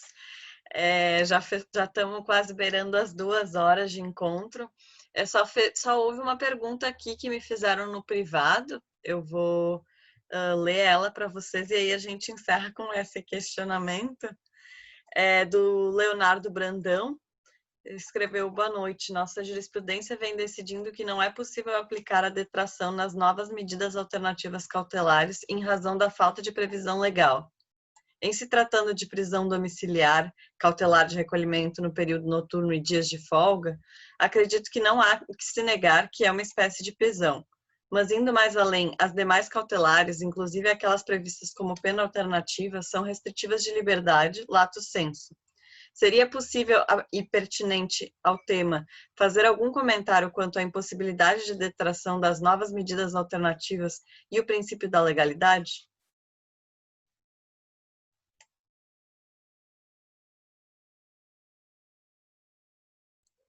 Acho que pode o professor Antônio começar, o nosso processualista. Excelente a pergunta, Leonardo. Tema muito bom, realmente. Muito. Eu acho que dá para tentar responder de forma bem objetiva, dizendo primeiro o seguinte: minha posição em relação a normas de execução penal está clara. Para mim, se a norma é mais favorável, ela retroage. Né? Isso vale, inclusive, para os dispositivos eventualmente benéficos que a gente tenha relacionados com a lei anticrime e, ao contrário, os maléficos, né? Novatio legis impeius, não podem retroagir. Em relação a esse tema, eu acompanhei recentemente uma discussão muito interessante entre o Paulo Queiroz, que eu citei aqui já algumas vezes, e o Alexandre Moraes da Rosa, no podcast, acho que numa edição do Criminal Player. Talvez você consiga resgatar isso para ouvir. E o Paulo falava especificamente sobre isso, e o Alexandre até citou uma orientanda dele, acho que da graduação, infelizmente não vou me lembrar aqui agora o nome da pesquisadora, mas ela desenvolveu um trabalho muito interessante, uma pesquisa muito interessante, pegando o critério legal que se usa para efeito de remissão de pena, de 3 para 1, e sugerindo aplicar isso em relação a uma detração dessas medidas alternativas diversas da prisão, que são, evidentemente, medidas que causam restrição à liberdade individual das pessoas. Então, é um trabalho muito interessante e eu particularmente concordo. Eu acho que não tem como comparar, né, em termos quantitativos ou qualitativos, a ideia de um dia na prisão e um dia fora da prisão fazendo qualquer outra coisa. Mas alguma razão, algum critério precisa ser utilizado e eu acho que esses casos justificam e devem levar à detração, sim. Da mesma forma, só para complementar, que eu tenho dito, isso não é uma tese nova, evidentemente, o professor Lauria Tucci já dizia isso há muito tempo, de que os casos de prisão indevida precisam ser indenizados. E na parte que me toca, eu tenho dito isso, inclusive, em relação a questões probatórias, casos em que se prendeu pessoas com base em prova de reconhecimento pessoal, que são feitas de maneira selvagem, ou seja, sem cumprimento de qualquer tipo de protocolo, né, Tem um caso em São Paulo que o rapaz foi reconhecido por uma foto no WhatsApp, né? E depois, quando foi absolvido, a sentença absolutória, inclusive, é muito bem fundamentada. Me parece que a Defensoria ingressou com ação indenizatória e a indenização foi negada no juízo da Fazenda Pública de São Paulo. O argumento, dentre outras coisas, que ele só tinha passado 32 dias preso, né? Como se fosse pouco, né? Como se isso não pudesse fazer a diferença entre a vida e a morte, inclusive, da pessoa. Mas, enfim, esses casos precisam ter consequências, inclusive com uma finalidade até programática mesmo, de dizer, olha, não se pode tratar as questões probatórias da forma irresponsável como nós temos feito, né? Então, é isso. Eu acho que vale, se você conseguir depois, Leonardo, resgatar, eu acho que é um episódio do Criminal Player, um dos últimos agora, um dos mais recentes, que contou com a participação do Alexandre Moraes da Rosa e do Paulo Queiroz. Mas eu concordo, sim, o que for favorável tem que ter aplicação retroativa também na execução, e é preciso, e talvez seja mesmo possível, por analogia, uma analogia em bonum partem, invocar um critério desse na ausência de outro, numa proporção de 3:1, para resolver o problema da detração dessas outras medidas. Bom, então, muito rapidamente também, pelo adiantado da hora, eu concordo. Acho que essas questões de analogia em bonum partem são, seja no penal, seja no processo, isso não deveria sequer ser questionado. Então, a gente assim, a supressão de algumas lacunas tem que ser feita de forma evidente, mas não é o que nós temos na prática, né? A analogia em bonum partem não acontece e em malum partem acontece. Então, é um pouco o dia a dia dos nossos tribunais, né? Em relação às indenizações, é muito interessante como essa questão das condenações equivocadas ou injustas, enfim, que acabou sendo comentada pelo Antônio também, como isso tem dado uma dimensão de humanidade em relação, assim, eu falo aqui da minha testemunho dos meus alunos até, inclusive na prática, né? Como isso tem dado uma dimensão de humanidade. Por quê? Porque a FGV acabou, por sorte, sendo a instituição relacionada com o Innocence Project, que até o Teuan conhece muito bem. E é muito interessante como aquilo modifica radicalmente, muito mais do que, às vezes, horas e horas de discussão e leitura de textos e conscientização e falar de direitos fundamentais, falar de garantias.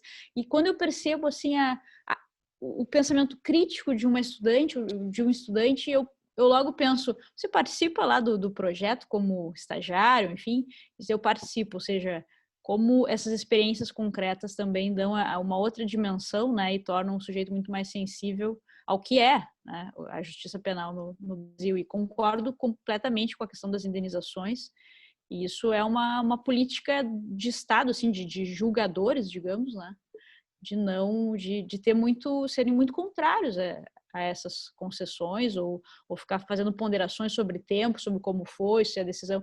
Não é uma questão de se a decisão foi... Não é uma avaliação do juiz em si, mas de uma questão de responsabilidade do Estado. Até não sei, Teuan, se o Innocence tem alguma questão relacionada à parte de indenizações, daí realmente eu não sei, mas eu sempre vi como algo necessário, e inclusive talvez isso gerasse um efeito interessante de maior cuidado mesmo, né, por parte do Estado. Maior cuidado nos seus atos, né? Essa responsabilização, ainda que fosse na via civil, ela poderia ser bastante preventiva nesse sentido, já que nós falamos aqui, né, em efeito dissuasório, enfim, em tentar prevenir certas questões, também seria importante prevenir os equívocos do Estado, e isso necessita de algum tipo de sanção, me parece, né? Enfim.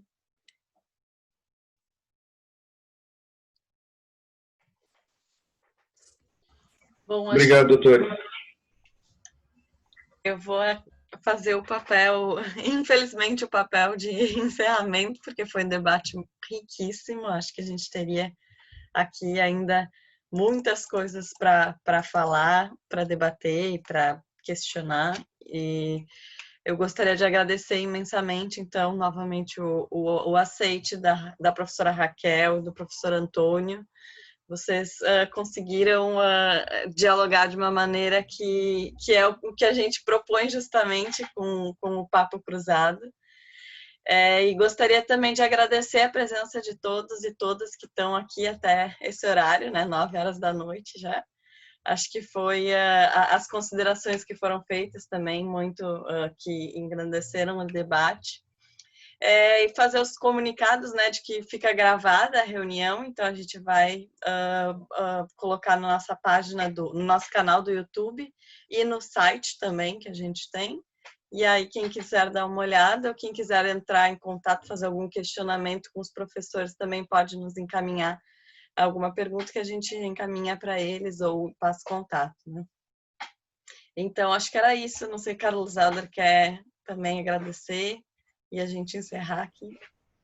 Não, eu também, só queria agradecer, dizer que eu fiquei muito feliz pelo bate-papo de hoje, foi muito interessante e já me acendeu diversas coisas aqui na cabeça, mas enfim, que fica para um outro momento. Queria agradecer então o aceite da professora Raquel, do professor Antônio, todos que participaram, agradecer a Dani pela companhia nesse projeto e agradecer aos demais aí por terem topado também participar do encontro de hoje. É isso, obrigado.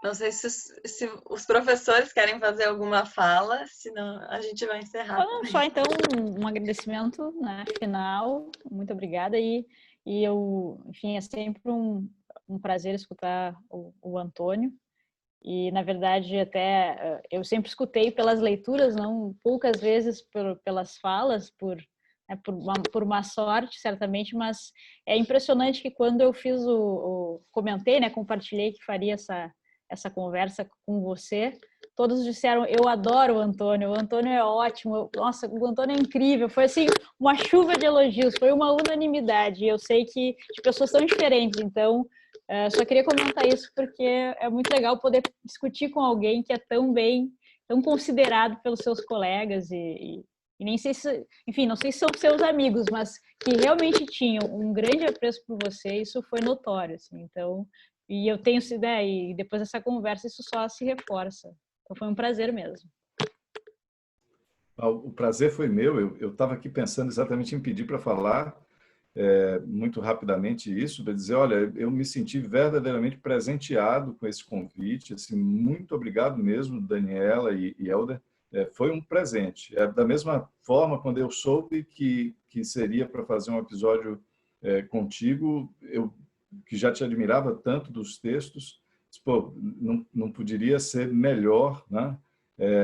Para mim, uma oportunidade de aprender assim incrível, porque eu admiro muito a tua produção, a precisão, inclusive, como tuas ideias são colocadas, não foi aqui diferente, e a oportunidade também de estar aqui junto com gente tão qualificada e tão querida, de fato, uma coisa que até reanima a gente para enfrentar a pandemia, enfrentar essas coisas todas e seguir adiante. Obrigado, gente. Obrigado mesmo.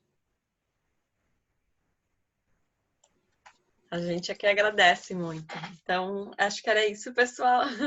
Vou finalizar aqui. E muito, muito obrigada a todos e a todas.